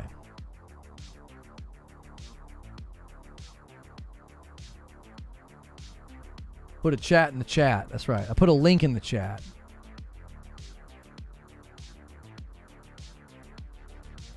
Thanks so much for clicking on this. If you clicked on this video, that means you're a member. You might be watching after we did the stream. So a good thing to do, make sure you have notifications turned on. Make sure you're in the Discord. The members only Discord is linked in the description of every video that we do. And we also announced a new sponsor today, so I'll talk about that in a moment. I'm going to end the previous stream. We talked about the God of War Ragnarok combat stuff. That was our first stream of the day, and then our second stream of the day was about Call of Duty Modern Warfare 2. So anybody who's not a member, we will see you later. You can click the join button and for $5 a month become a member, or watch my streams as often as possible for a chance at a gifted member. I'm going to go ahead and end that stream and bring everybody over in a redirect who is able to watch as